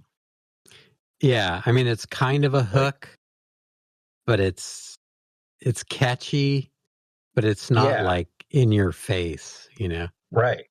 Yeah, it's like the opposite of Eruption. Yeah. Yeah, and it's like I've always thought that like Tom Petty and the Heartbreakers might be the most universal band ever. Because it's like, you know, like, you know, I'm a huge Rush fan and like I had friends that like, oh yeah, you know, like I can't handle Geddy Lee's voice. Exactly. Yeah. Like everybody's got like something. But like I have yet to hear anyone who doesn't at least like Tom Petty and the Heartbreakers. Yeah. Like nobody's like, oh man, they suck. Yeah, and they had so many like phases and it was all good. Yeah. You know, like they had their early stuff that was like really original and cool, and then they had like some big hits. Then they had all this stuff they did with the guy from ELO, where it's like a little more produced and but yeah, Mike Campbell, he played the Heartbreakers, but he also wrote and played on Don Henley's two hits, Boys of Summer and Heart of the Matter. He played on most of Stevie Nicks' solo albums. Oh, and wow. then he toured with Fleetwood Mac when Lindsey Buckingham couldn't play with him. So I mean, he can kind of do it all, but he's one of those guys that's kind of understated, underrated, but just plays the part just as it should be. Nice. Yeah. I like that. Yeah, when I worked at EMG, one of the guys that was kind of helped run the place, we'd always talk about our favorite guitar players, and we like concluded that the two best but most underrated guitar players were Mike Campbell from the Heartbreakers and Elliot Easton from the Cars. Like he always plays the perfect solo. Yeah. Plays cool guitar parts. He's a little more flashy than Mike Campbell. But yeah, it's like we even appreciated Mike Campbell even more for like not being all flashy and stuff. Just just playing the right part for the song. For sure. I mean, I don't know if just being understated is going to put you on the Mount Rushmore as far as like, well, but he's influencing people now because people respect what he did and look to, not being flashy and ostentatious and things. Right. But I don't know if that gets your face on Mount Rushmore or not, but wanted to include him in case I want him in my dream band. Because Totally. Because he's going to play the perfect part for whatever song gets done. Right. Yeah. And his Dirty Knobs albums, like his band that he has now, great. They also have cool guest singers on there.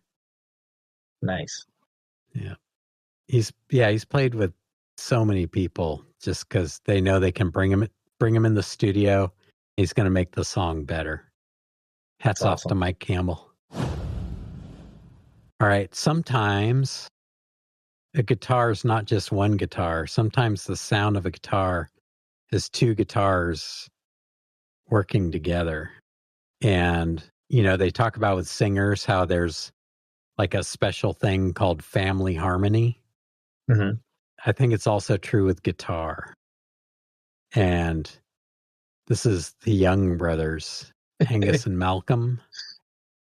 And I mean, what the heck? Let's just do Back in Black. Why not?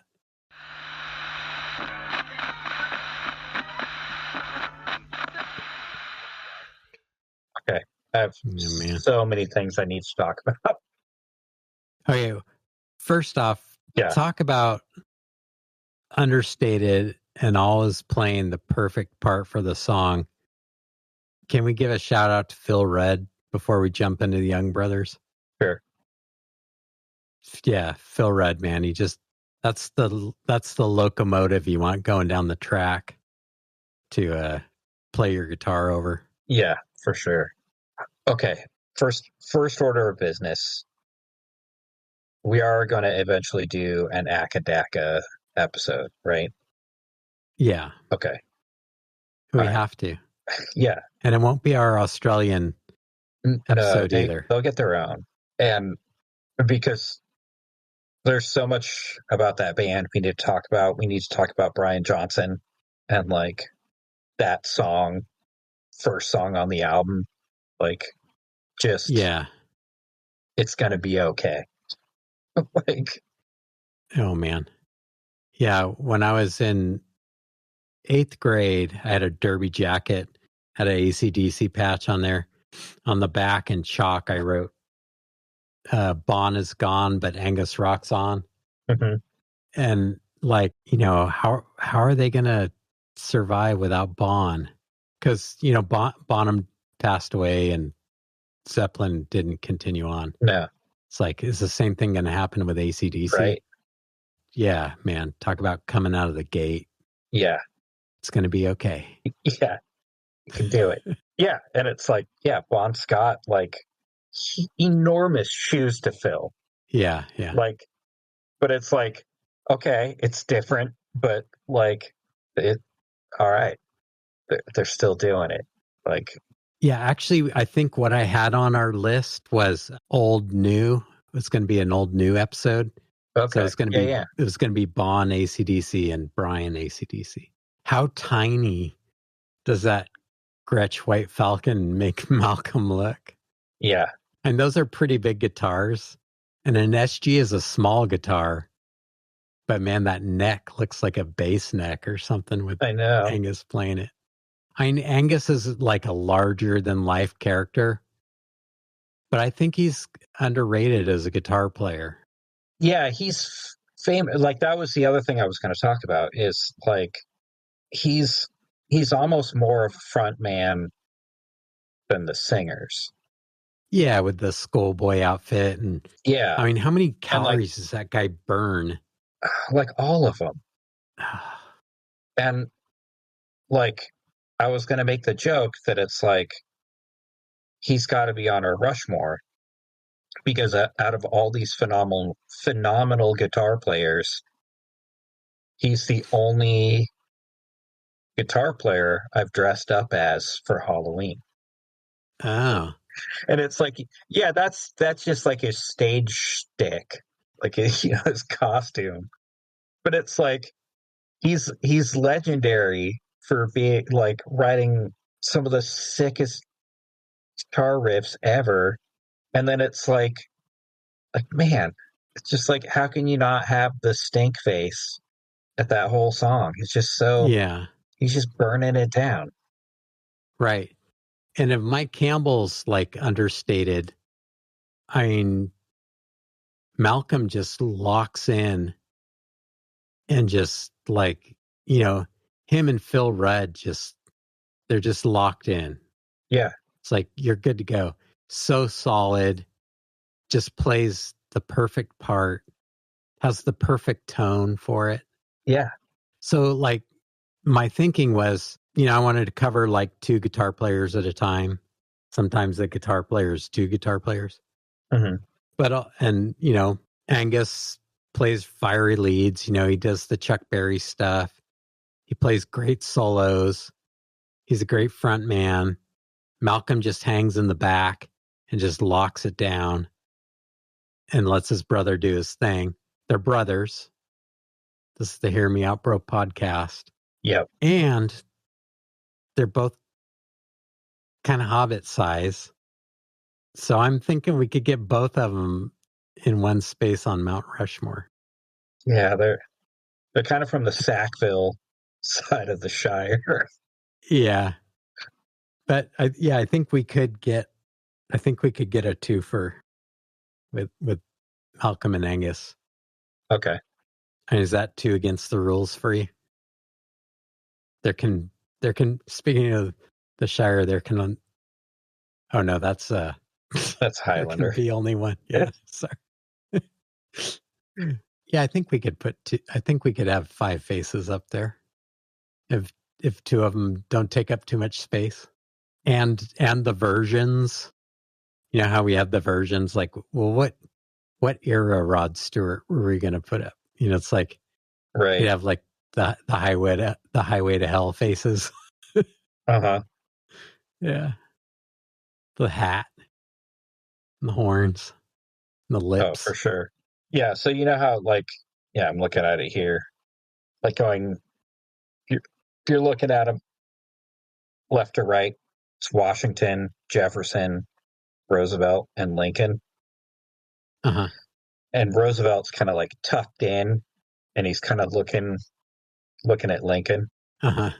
Like, what if Angus is in the Lincoln position with the hat and the horns, and then Malcolm is in the Roosevelt position? I like it. He's kind of tucked in there, and he's looking out for his brother. I like it. Like, hey, I'm laying down the rhythm. Cool. Not that we're calling it, but yeah, they got to be there, just so we can know that they're both up there. Yeah, because we're not going to end the podcast, in my opinion, without Angus Young being up there. Right. And then it's like it's too. Yeah. It's too adorable not to have both of them up there. And if we want to give a nod to and show appreciation for understated playing, Malcolm deserves a spot. Right. Okay. Speaking of twin guitar things, and we will have a twin guitar attack episode where it's twin guitars. That's why I didn't include too many twin guitars on here. But I had to put this one on here. 1, because it is the 2 guitar player thing. 2, because when it comes to 2 guitar players, I think these guys influenced all the ones that followed them. Quite possibly, yeah. And thirdly, I think this might be a perfect guitar solo in this song. Like when they come out of the break and they start, like they jump back in, I think it's a perfect guitar solo. So this is Andy Powell, Wishbone Ash, blowing free.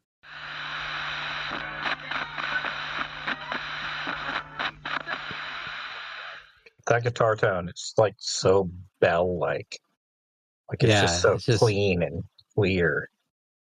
yeah, clean and it just fits the song so nice. Mm-hmm. Got like kind of like a little bit of a like a BB King feel to it, Mm-hmm. but like it just bounces with what the band is doing, and it's simple, Yeah. to the point. Yeah, I think it might be the perfect guitar solo. Yeah. Because, like, yeah, I've listened to that album so many times. Yeah, so good. Yeah, once you turned me on to those guys, it was like there was no going back. It's like that song does a lot. Like it kind of has that like kind of atmospheric, like Yeah, the little dreamy part. expansive, yeah, dreaminess. Yeah, And then it has that kind of has that kind of boogie. yeah. It's got kind of a shuffle to it. The Yeah. yeah, Yeah. And then it gets kind of like the guitar at the end. There's like that second little guitar solo. And it's like, it's more bluesy. yeah. And like, it almost sounds like the guitar tone on that part totally sounds like Tommy Bolin without all the echoiness. Oh yeah. But Yeah, it's pretty clean, but you can tell it's loud. yeah, he kind of gets a couple of those little like little wee little squeal kind of things Yeah, with those Tommy Bolin little high note kind of things. yeah. Flying V's are really good at that. Like Michael Schenker, like some of the stuff he plays, you can hear those little chirps that Mm-hmm. like you can get from a SG or a Flying V Nice. through a early 70s Marshall when they put too large a bright cap in it. Mm-hmm. Yeah, it's good. It's good for that kind of thing. Nice. Yeah, just to kind of close out the two guitar thing, I have some more two guitar teams to mention in my honorable mentions. But I'll just read down the list real quick when we wrap things up. Also, yeah, in that kind of dreamy part in the middle, like he starts going into the like this Mixolydian mode, they call it, Mm-hmm. where yeah, it just has that sound or like that emotion or energy to it. Like not all guitars are a weapon. Not all guitars are like something to ring out, like, we've talked about with some of these players, or to like show off on. Mm-hmm. Some of these guitars are like a divining rod in like a wizard's hands, Right. that's like pulling things out of the ethereum, and Right. like Like turning it into sound. yeah, like a focal device, attuning to the universe. Drawing energy down from the Yeah. cosmos. Yeah.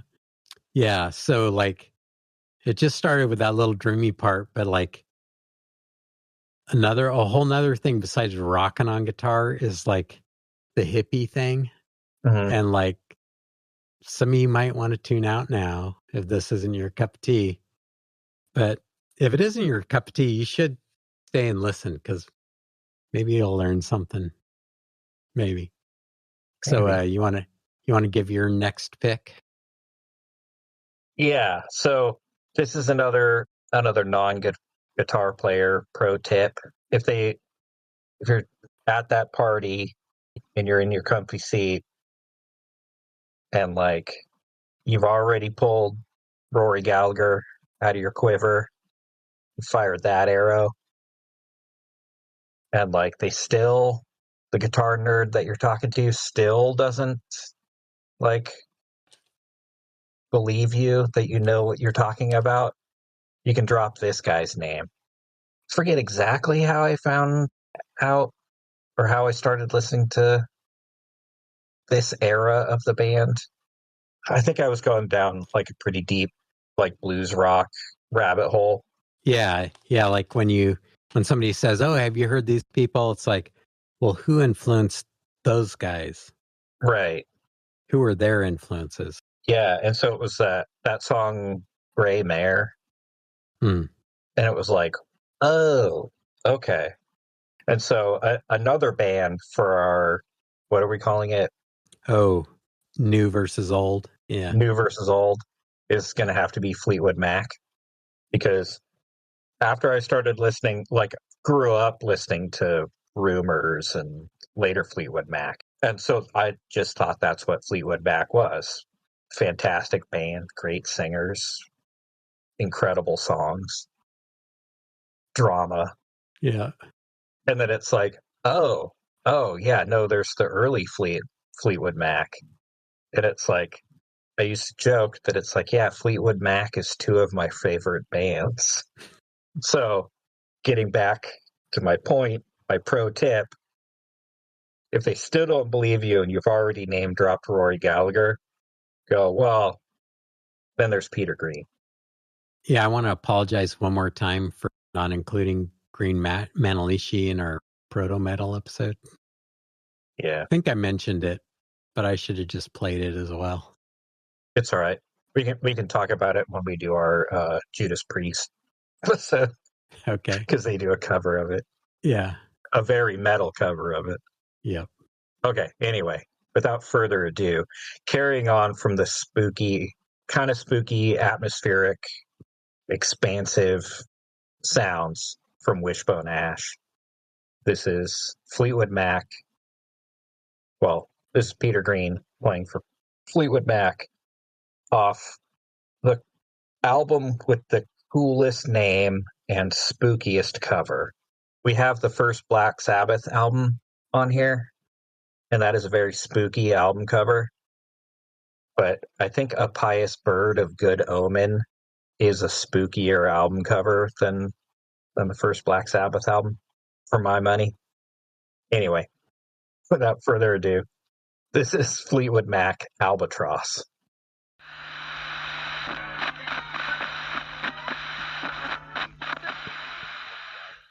Oh man, so pretty. Right. Yeah. Yeah, Peter Green was an interesting guy. It's almost like a surf instrumental or something, you know? Mm-hmm. That's my second favorite drummer in Spinal Tap. You want to elaborate? Oh, yeah, Mick Fleetwood was one of the drummers in Spinal Tap. Well, is he the one that exploded? No, that was Nick Parnell, Okay.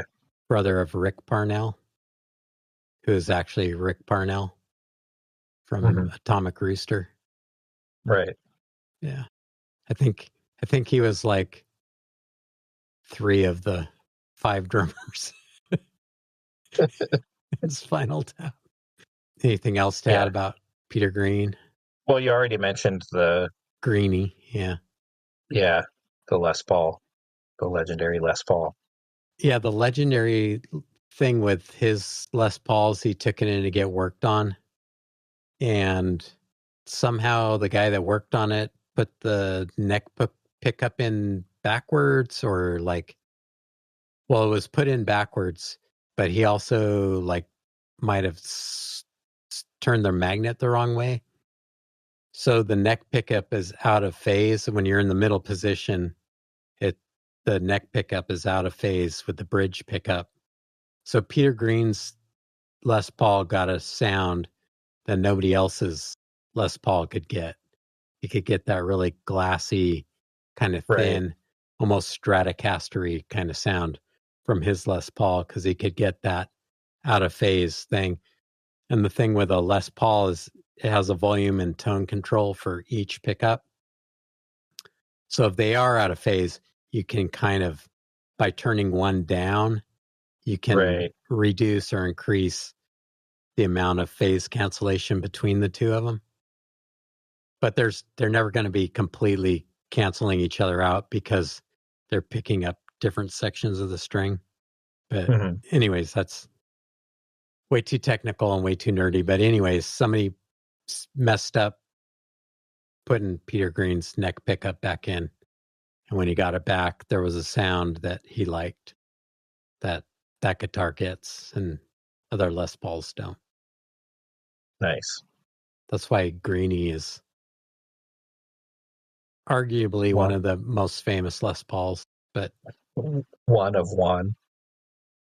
Yeah, but I have a soft spot in my heart for Pearly Gates. True. But Greenie's been through a lot of hands. It's true. Is there a way to replicate that? Yeah. Okay. Yeah. Well, some people just try flipping the pickup around, and that gets you close, but there's something going on with the magnet as well. So it's a combination of either being wired backwards or put in backwards or having the magnet turn the wrong way. Right. Or both. Yeah. So you got to get all three of those right to get the Peter Green sound. Nice. Yeah. So speaking of hippie wizards, this next guy, he was in a local Sonoma County band, came from the East Coast, playing with another band, ended up in this band, and just blew all of us local guitar players away, and was, kind of like, wow, this guy's amazing. And he's like, you'd see him at the gas station and stuff. And we got to open for these guys twice. And I've seen him a bunch of times. Just an incredible guitar player. And as far as hippie cred, Jerry Garcia said that this guy was his favorite unknown guitar player. And he did get to play with some of the Grateful Dead camp on and off through the years. But this is Steve Kimmock, and this is the band Zero, and this is Severe Tire Damage Part 2.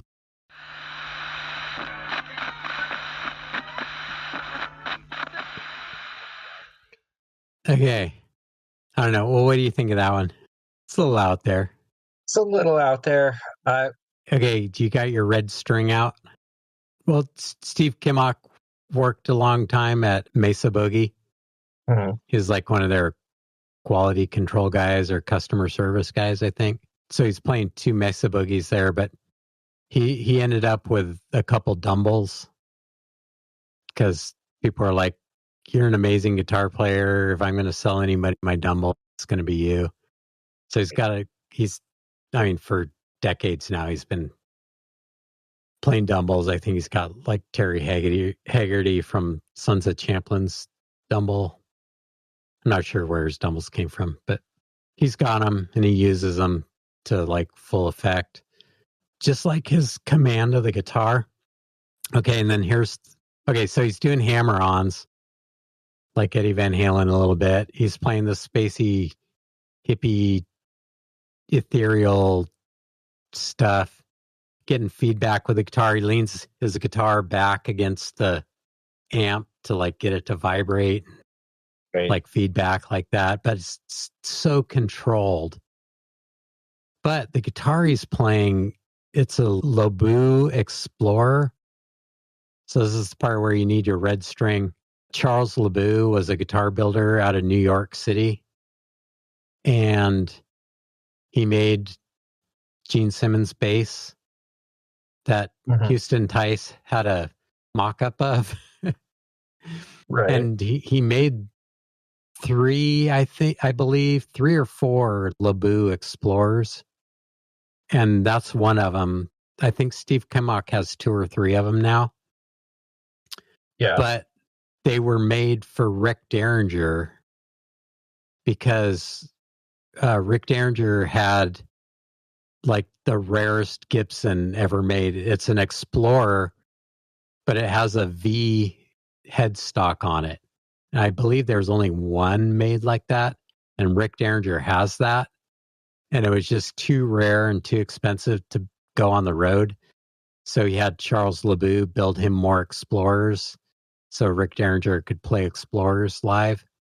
And I'm not sure if that one he's playing in that song is one of Rick Derringer's Explorers, but he does have either one or two of Rick Derringer's LeBoux Explorers. And they've kind of become like, the guitar that's like connected to you, like that's the guitar that's connected to him, is that LeBoux Explorer. So ties in with Gene Simmons, ties in with Rick Derringer. Just, connects a lot of dots. I was a little afraid that something like this might happen. Not being a guitar nerd, that was just a little too noodly and faffing about. Yeah, I mean, to sit here and to listen to like an old video on YouTube, but like standing right in front of that guy's amps at the Cotati Cabaret and like watching him do his thing, it was just like being in the room where that sound's being made and he's like pulling it out of the air. That, I don't know, maybe he had to be a guitar nerd, maybe he had to be there. Yeah, but that's kind of where I'm leaning, that it's like, I mean, it's cool, but like if I'm going to take a pee break during the set, that's probably where I'm going to do it. Oof. Yeah. Well, but also seeing him play a bunch of times and knowing what he's capable of, and like knowing that that's what he's choosing to play because he's feeling it. Like, and that adds to it. And then also like my friend Mike and Doyle like hung out with him like one night, like into the wee hours of the morning. And they said, yeah, the stuff he plays with his band is like nowhere near as crazy as the stuff that he like can pull off when he's just like sitting around his house, like screwing around. It's like, they were both just like, yeah, that guy's like from another planet. And he was like a local dude, so it just adds to the lore, it's like the home, the home team spirit or whatever. Right. Yeah. Yeah. That said, what was your last minute ad here? I do kind of need a palate cleanser. Okay. And like I knew, I mentioned him at the beginning. Yeah, because we got more hippie stuff on the way here. Yeah, so let's take a little break from it. Yeah, I need something that's very not hippie for a second. So yeah, this is. I mentioned him last week. That like, man, getting to okay. We'll play the song. Then I'll be able to formulate words. This is Vernon Reid with Living Color, Cult of Personality.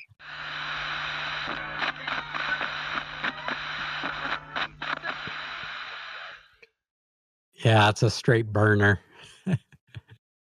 Yeah, not understated, not restrained, just off the leash. Yeah. Yeah, I remember Vernon Reid saying that like the way he thought about guitar solos was like, the Doppler effect, like when a car stereo, like somebody driving by in a car, like as it goes down the street, it sounds like the music is like slowing down and like getting lower in pitch just because of the distance. Yeah, the pitch raises as it's coming closer to you. Yeah. And it lowers when it's going away from you. Yeah. So he said that was how he looked at a guitar solo, as like two cars passing each other. Like they're going to be shifting in pitch and slowing and speeding up. But like eventually there's going to be like one point where like it all syncs up and like, like everything harmonizes and matches up. Right. That's like, that was his approach to guitar solos. Nice. Yeah. Yeah, it's on display in that song for sure. The guitar solo was. Oh man. Like, just when you think it's just like, oh, he's just kind of like, it's like, what? Like, busts out something completely different. Yeah. And it's also like a perfect example of why, and I'm trying to warn everybody about this, it's like if you go down to the juke joint at the crossroads at midnight, you want a Floyd Rose and a pointy headstock. Trust me on this one. Okay. Like, you don't want to show up with like a Telecaster or like a, yeah. Okay. We've had Yeah. 2 non-guitar player pro tips. Now it's time for the guitar player pro tip. Yeah. You go Floyd down to Rose the and a pointy crossroads, headstock. If you're going into battle, come to play. don't show up without it. Yep. Yeah. Full berserker mode. Yeah. Also another tangent. Like I've been like shopping for like motorcycle clothes, like to go dirt biking and stuff. Mm-hmm. And like Vernon Reed always wore dirt bike pants and like Yep. chest protectors and motocross boots and stuff. That stuff's expensive. I'm too cheap. Maybe I can raid Vernon Reed's closet for some motorcycle garb. I wonder if there's like a, man, that's what I should have asked those guys.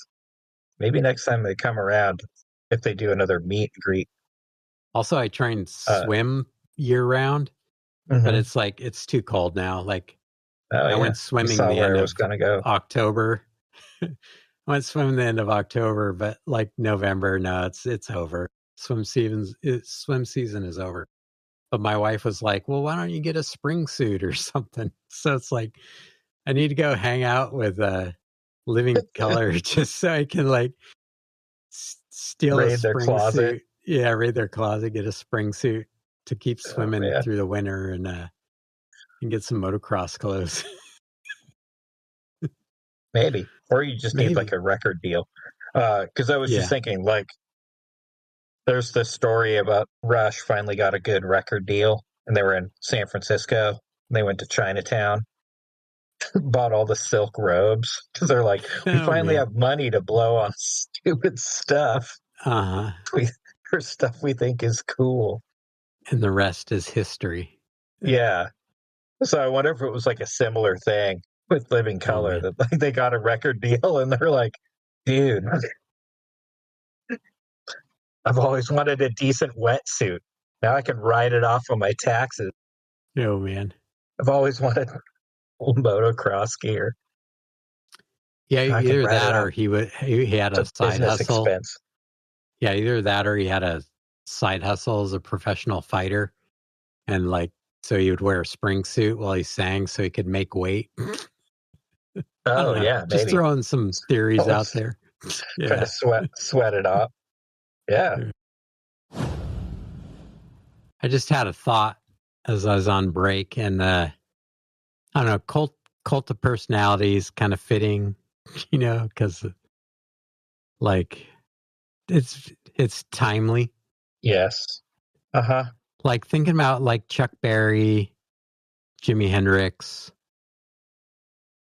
Living Color. I mean, guitar is like kind of like the equalizer, it's like, I wonder if like we would be where we are if it weren't for music, as far as like people getting along with each other. Maybe. Yeah, maybe. I don't know. I don't know. Wednesday, I did see a couple memes go around that were like, man, no matter what happens, I bet the punk music's going to be pretty good from here on out. Well, like, I mean, would we have had Funkadelic without Jimi Hendrix? No. And probably not. Yeah, I mean, it's just guitar is like such a cross-pollinator, Yeah, for sure. Carlos Santana. Kind of what I'm getting at here too is that like there's also guitar that's very white, you know, and some of this hippie guitar is like, well, nah, I don't know. Everybody appreciates it, but like, I don't know. You'll get my drift when we get to the very last video. But like this next song, like I don't know if it is because I'm a white dude, but like when I put this on, I want to put on like some cargo shorts and some tie dye and just like spin around, like just spin in circles, you know, like the whirling dervish kind of thing, and just like kind of shuffle around and stuff, and like move my head around and stuff. Like I don't know. If you're like an old white dude, like when you hear this song, if you start like moving around or something, maybe you'll understand what I'm talking about. But Maybe. I don't this know. is But the last song made me have to add a palate cleanser. I'm not going to have to add another angry song, am I? no. Another No, break in case this is a feel good break song. glass in case of emergency angry song. No, this one's just fun. There's not too much like Faffing ethereal about. wizardry going on here. Okay. So this is and I had talked about him in our vocalist one. Like there's just something about this dude that like I don't know, like makes my DNA vibrate or something. Right. And we're related, so I don't know. I don't think you quite get these guys yet, but like I don't know, maybe it like it's one of those recessive genes or something, or like I don't know. Like I Yeah. lost my hair and you haven't as much, and like I don't know. It's probably who knows. But this is Jerry Garcia. This is Grateful Dead with Franklin's Tower. You can get up and dance if you want. No judgment here. It's judgment-free zone. Yeah.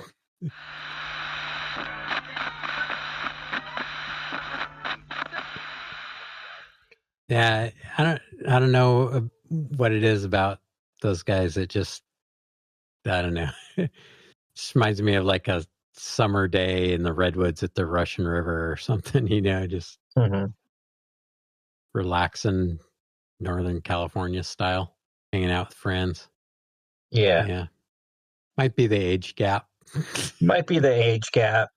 Might be the fact that weed makes me really anxious. Yeah, maybe.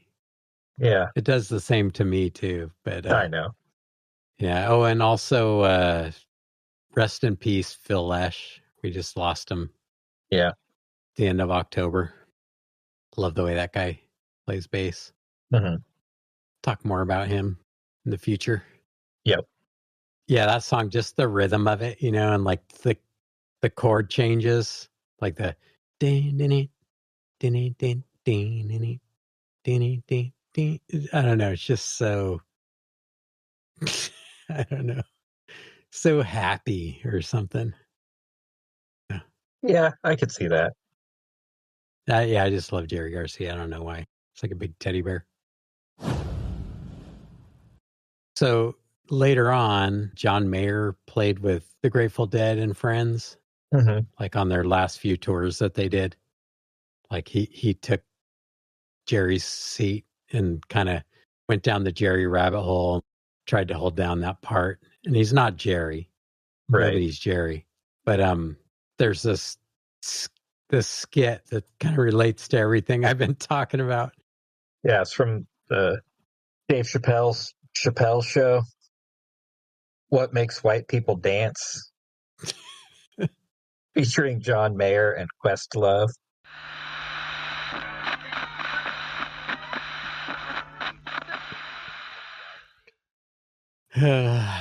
Nice.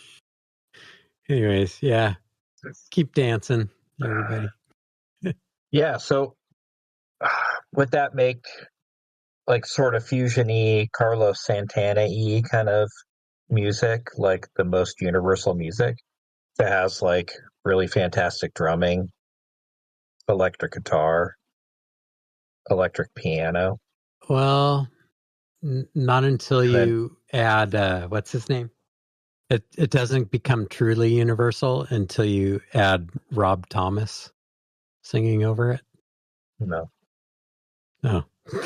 You don't know that song? I know that song. I'm not a Rob Thomas fan. You're disagreeing with me. Mhm. Okay. Fair enough. Yeah, Carlos is another one. Like, I mean, electric guitar is the universal instrument. I know. Yeah. Dave was just playing it up for yucks. Yeah. Some I good do. yucks. I do love how West was just under a tarp. Yeah. Yeah. Sneak them in. Yeah. Don't want to reveal the experiment too soon. Mm-hmm. Oh, man. Don't want to ruin the study. All right. So, let me read my honorable mention. Oh, yeah. So these are all the people that I probably should have included, but didn't include. And I'm sure we forgot a bunch. So Beck, Page, Clapton, Roy Gallagher, David Lindley, Stevie Ray Vaughan, Ronnie Montrose, Leslie man. West, Richie Blackmore, Johnny Winter, Eric Gillette.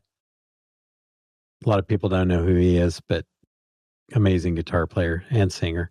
Michael Schenker, Paul Gilbert, Ace Frehley, Gary Moore, Peter Green, Tommy Bolin, Joe Walsh, Pete Townsend, Jakey Lee, David Gilmour, Steve Howe, and then twin guitar teams, Gorham and Robinson from Thin Lizzy, Powell and Turner from Wishbone Ash, which I did end up including.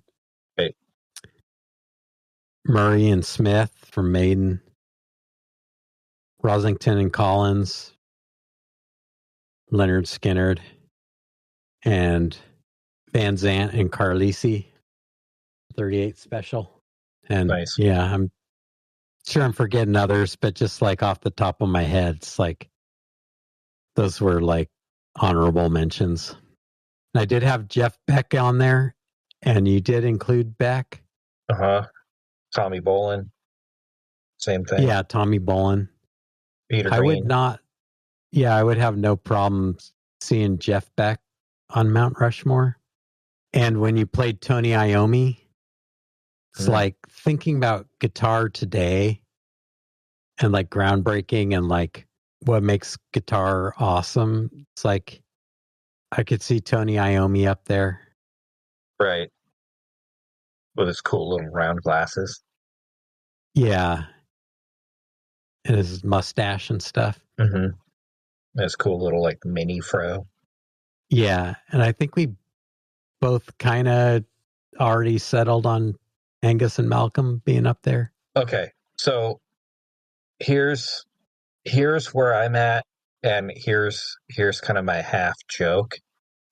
Okay, I want to give one. I want to give one more plug though. Okay, give your plug. Then I'm going to tell my joke. Then I think I have.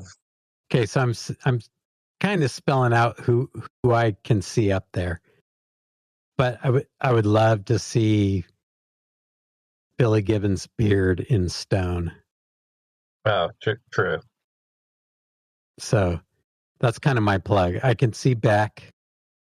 I can see Iommi. We already got Chuck Berry on the back doing the duck walk. Young Brothers. Here's what I'm thinking. Yeah, Chuck Berry. Billy Gibbons is just too cool. You know? Yeah, with the shades and the beard. Yeah, the shades and the beard and the. Well, here's what I'm thinking. Okay, Chuck Berry's our crazy horse. Yeah. Locked in. They didn't make the list, but they did make your your honorable mentions. And since we have like the double with Angus and Malcolm Young, and we've discussed like what era of different artists to have on the Carve to Stone. If we picked the right era for Richie Blackmore and Jimmy Page, it could be one face, and we could tell the Jimmy Page fans that it's Jimmy Page, and we could tell the Richie Blackmore fans that it's Richie Blackmore. We could have their inauguration on different days. It's kind of a 2-for-1, because like at a certain time period, they looked very, very similar. Yeah, that could be another twofer. And they both have every right to be up there. Oh, for sure. I'm just joking on the fact that they both had that like Page Boy. Yeah. What was his name? Prince Valiant hair. Yeah. And they'd wear like the kind of low cut jumpsuit things. Oh man. I don't know. I'd go with Jeff Beck. Oh, but Jimi Hendrix and Eddie Van Halen. Here's what I'm thinking legitimately. Yeah. Angus and Malcolm, the twofer. And then just because, like, nobody would be on there without Chuck Berry. Chuck Berry's already there. Yeah. Nobody else on the list would be playing to the level that they're playing if it hadn't been for Hendrix. Yeah, he's got to be there. So Chuck's on the back. Hendrix. The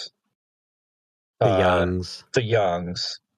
Then Eddie's got to be up there too. Eddie has to be up there because, like I said, he was the first. Like, wow, it's like beyond mortal playing. Like he changed guitar. He changed the guitar. sound of guitar.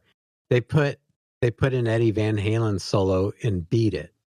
Yeah, because it was a phenomenon. Yeah, and then so fourth face, and to quote another great podcast, In Research Of, where they watch old episodes of In Search Of and discuss them. Fantastic show. I love it. They joke about how they have 4 ratings, and by 4 they actually mean 5 because they're terrible people. So our four faces on Mount Rushmore, which are 5 because we're terrible people. Mm-hmm. Fourth face out of the 5, Rick Derringer. He's got the long storied career, and then it's like your personal story of him and his band bringing the house down when there's just as many people off the stage as on the stage. That's legendary status, man. Yeah, but over Jeff Beck or Tony Iommi? I mean, I don't disagree, but that's like too much in my opinion. But that's pretty epic. Come on, let's put him up there.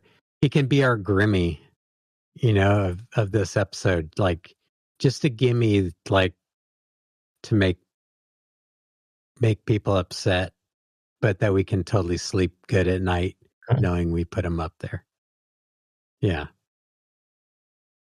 If people wonder why we put him up there, listen to the episode. There you go. And listen to more Rick Derringer. Absolutely. Okay. That's our Rushmore? I think so. The Youngs, Jimmy, Eddie, Rick. Yeah. I mean, as much as I love Rick, it's a little hard. I feel like I'm doing something I'm not supposed to or something, like when you're a little kid and you're doing something you're not supposed to. You got your hand in the cookie jar. You're standing on the back of a chair. Yeah, you hand in the cookie kind jar. Of look behind you, make sure nobody's looking. Mm-hmm. Yeah, I guess nobody's looking. Yeah, and Rick's underappreciated. Yep. We got to put him up there just to call it out. Yeah, I'd be happy with that.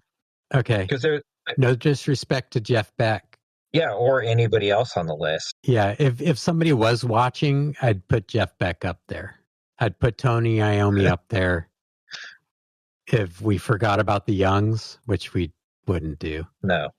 I'd put Tony up there. Just, his influence on guitar sound today.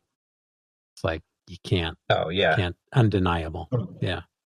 Yeah, and Hendrix is the elephant in the room, and nobody's going to disagree with you for putting him up there. Yeah. So since we did such a gimme on that one, we got to do something that's going to, like, get somebody's panties in a wad. Right. Yeah, because it's like, yeah, Hendrix and Van Halen are like, they're the two just like, well, yeah, duh. So yeah, we it's our Mount Rushmore. Oh man, we gotta be able to have some creative control. Yeah, I think the only person that would get mad at us for putting Rick Derringer up there would be like up in arms because we didn't even talk about George Lynch from Dokken. Oh man. There'll be one George Lynch fan that's pissed off that we put Derringer up there, and there'll be one Richie Sambora fan who's just like livid with us and never listens to our podcast again. Yeah, well, every rose has its thorn. And then there's that's not Richie Sambora. It's not. No, that's Poison. Oh, sorry. Sorry, not sorry. And then there's a whole army of like Slash fans out there. They're going to be like, dude, you could have carved the top hat in stone. Yeah. It's like, yeah, I guess if I listened to enough Slash, because I could actually stand Axl Rose's voice. Speaking of singers for AC/DC, it's like, yeah. Oh, sorry, Dokken. So was he the one from the Kaja Gugu, the guy that was also in Kaja Gugu? Well, no, they just had the same haircut. No, was he not the same guy? Oh my god, was he the one that was in the Dream Warriors video? Yeah. So I mean, great guitar player. But see, here's the thing: fantastic guitar player. But here's the thing: like Jimi Hendrix, recognizable face. The Youngs, for better or for worse, recognizable faces. Even Eddie Van Halen, pretty distinctive looking guy. Yeah.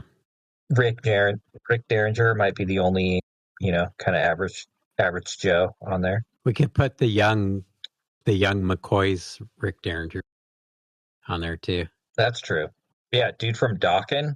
We can't have him without also having his guitar from the Dream Warriors video. And then it's like, it's got to be just the faces. We can't have the guitars up there too. It's just too cluttered.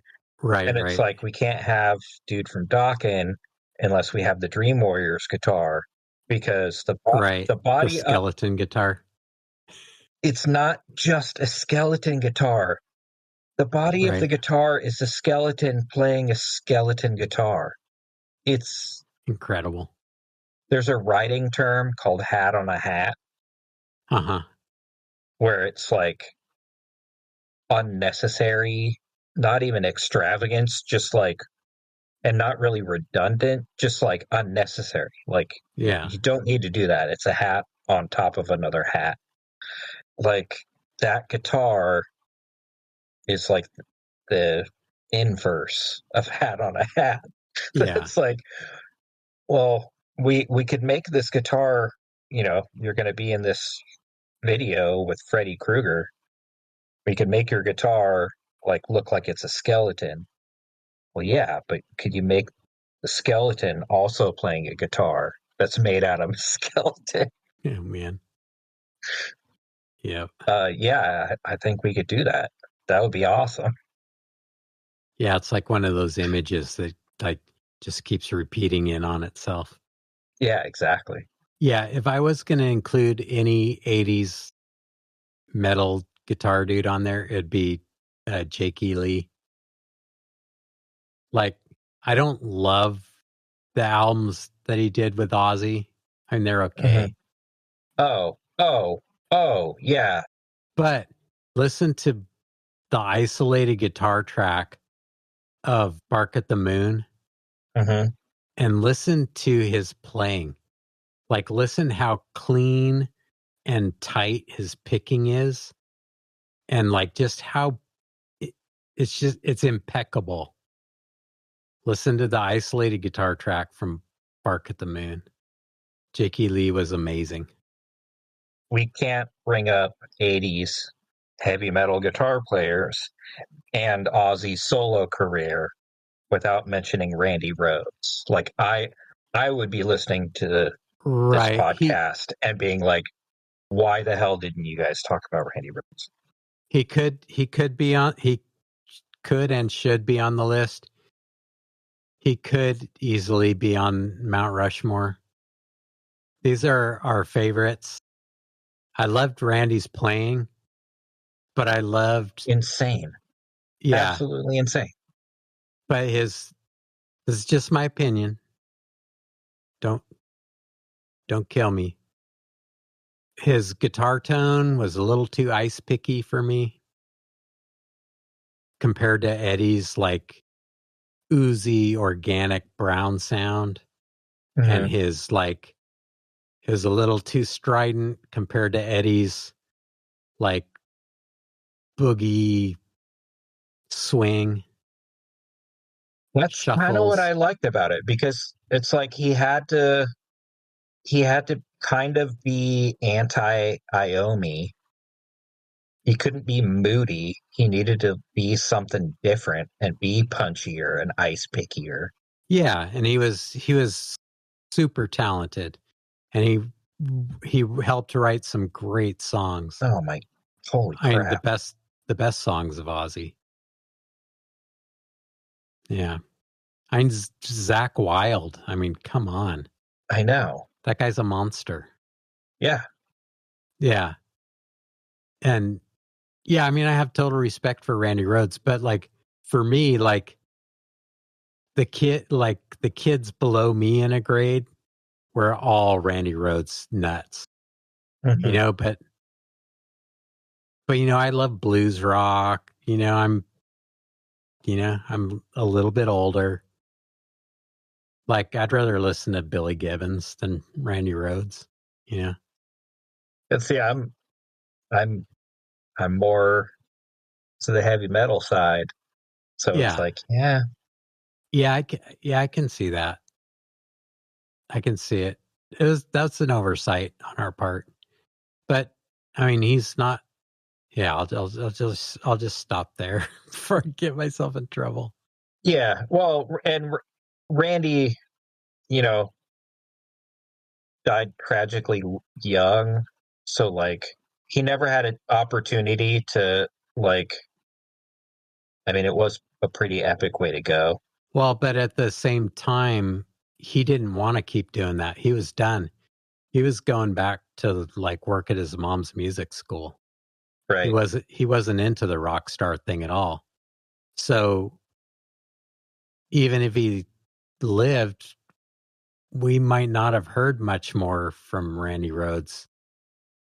I bet we would have. Well, we would have, but he wanted to do more classical guitar stuff and more right experimental kind of stuff, you know. It's like, well, that's kind of my point that I was trying to make, is that like as much as I like Zach Wilde, like Zach Wilde now is, I don't know, this is just my opinion, but like he's kind of a caricature of himself. Yeah, now. but he spent the zenith of his career like fully honoring and respecting what Randy Rhoads did. Totally. So like, But my point is, like, Randy never had a chance to become like a cartoon version of Randy Rhoads. Like Zach Wilde now is yeah, like he's like a cartoon character of Zach Wilde. But it's like, okay, dude, like, you're at least as old as I am. Do you really need your guitar strap that low? Like, you're making my back hurt watching you play guitar. yeah, that's just how he is. Yeah. Yeah, you And used the term rock god like a little while ago. Like yeah, he's like the he rock definitely god is. that would have been sent down from Olympus. It's like, oh, a guitar player. Like, Zeus would throw him down from Olympus, and there's Zach Right. Wilde, like with his bullseye guitar and his long hair and bell bottoms and stuff. Yeah. Big old crusty beard. Yeah, and he did I can't remember the name of it. And if anybody I've tried searching for it a couple times and I haven't been able to find it. If any listeners know what I'm talking about, it's out on a limb. Zach Wilde did this album, and it was like him and like a group. It was kind of a super group, but it was like super sludgy, like southern metal, like kind of. Oh, yeah, that's his other band. No, it was different than his other band. Hmm. And it was just like this one album, and it was like Yeah, I can't remember heavier, what that one was and called. like I saw it once and didn't buy it, listened to it, but didn't buy it, and haven't been able to find it again. Yeah, we'll have to research that one and talk about it Yeah. next episode. So it's like as epic as Zach Wilde is, like, I hold him to this standard of this recollection that I have that I haven't Uh-huh. been able to like find again. So it's like, okay, well, yeah, what he does is cool, but like, it's not as cool as that one thing. And I'd like to hear it again to see if it was as cool as I remember it. And it's not Black Label Society. No, no, it's Yeah. something else. It's like Yeah, wild something I'll or find out. something wild. Yeah.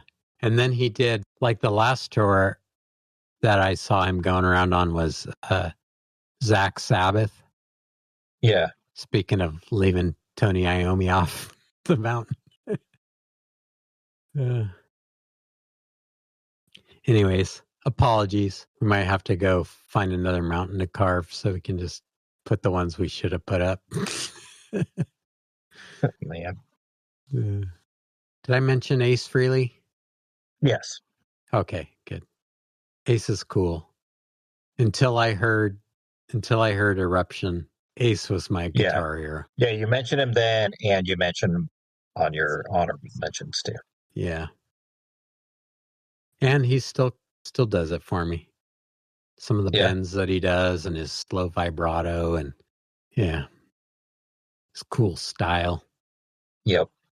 Make me want to have a Les Paul and Marshall stack. Be able to have a smoke come out of the third pickup in the middle.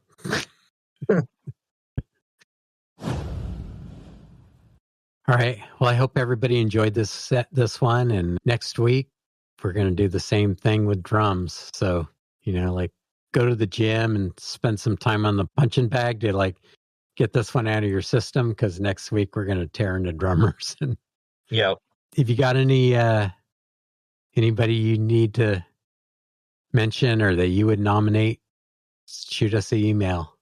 We are on our last episode, like we mentioned last week. On our last episode, if anybody emails us, we'll read them on the thing. So when we get to the end of all this, Yep. Any glaring omissions? All right. So have a good week. Go listen to some guitar and keep on dancing. Bye. See ya. Checking out music with my bro. Will it dig it? Yes or no? Here we go on with the show. The Hell Bro Podcast. You looking for me, Willie Brown? Been a long time, hasn't it, Willie? Yes, it has. Wait, what's going on here? Yes, sir, been a long time. You were about 17 last time we saw each other. One night on this old crossroads, wasn't it? What can I do for you, Willie Brown? I come to see you, tell you the deal's off. Oh, no. According to this here piece of paper, the deal's still on. You can tear that up and give me some peace. Why on earth would I want to do that? Now, you sloughed up on your end of things. I didn't end up where I wanted. I didn't end up with nothing. Didn't get nothing. You got what you were supposed to get, Blues Man. Ain't nothing ever as good as we want it to be. But that ain't no reason to break a deal. Of course, you had something to offer me. I got $200. Ain't interested in your money, you know that. How about cutting heads? Oh, I get it. You want some kind of contest, huh? You a real smart boy, ain't you? Well, smart boy, I got a big white fella from Memphis made a deal with me a few years back. Real good guitar player named Jack Butler. Cuts heads every Saturday night, yes, sir. He discourages a lot of up-and-coming boys. Yeah, but Willie doesn't even play guitar. Oh, yeah, I forgot that. Ain't that too bad? Guess there ain't much hope at all for Willie Brown.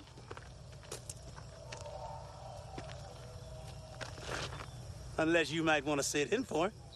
Don't do it. Sure, he's my friend. I don't believe in any of this shit anyway. I say don't do it, Lightning. You win, I tear up Willie's contract. But what happens if my man Jack Butler wins? You get me. I already got you. Well, then you got me, too. Shut up, you hear? I don't want you making no deals. Take it easy, Willie. I'm just calling his bluff here. We'll get to Fulton's Point after this. Where and when for this thing? Oh, I can get us there real quick. Jack Butler's gonna like you.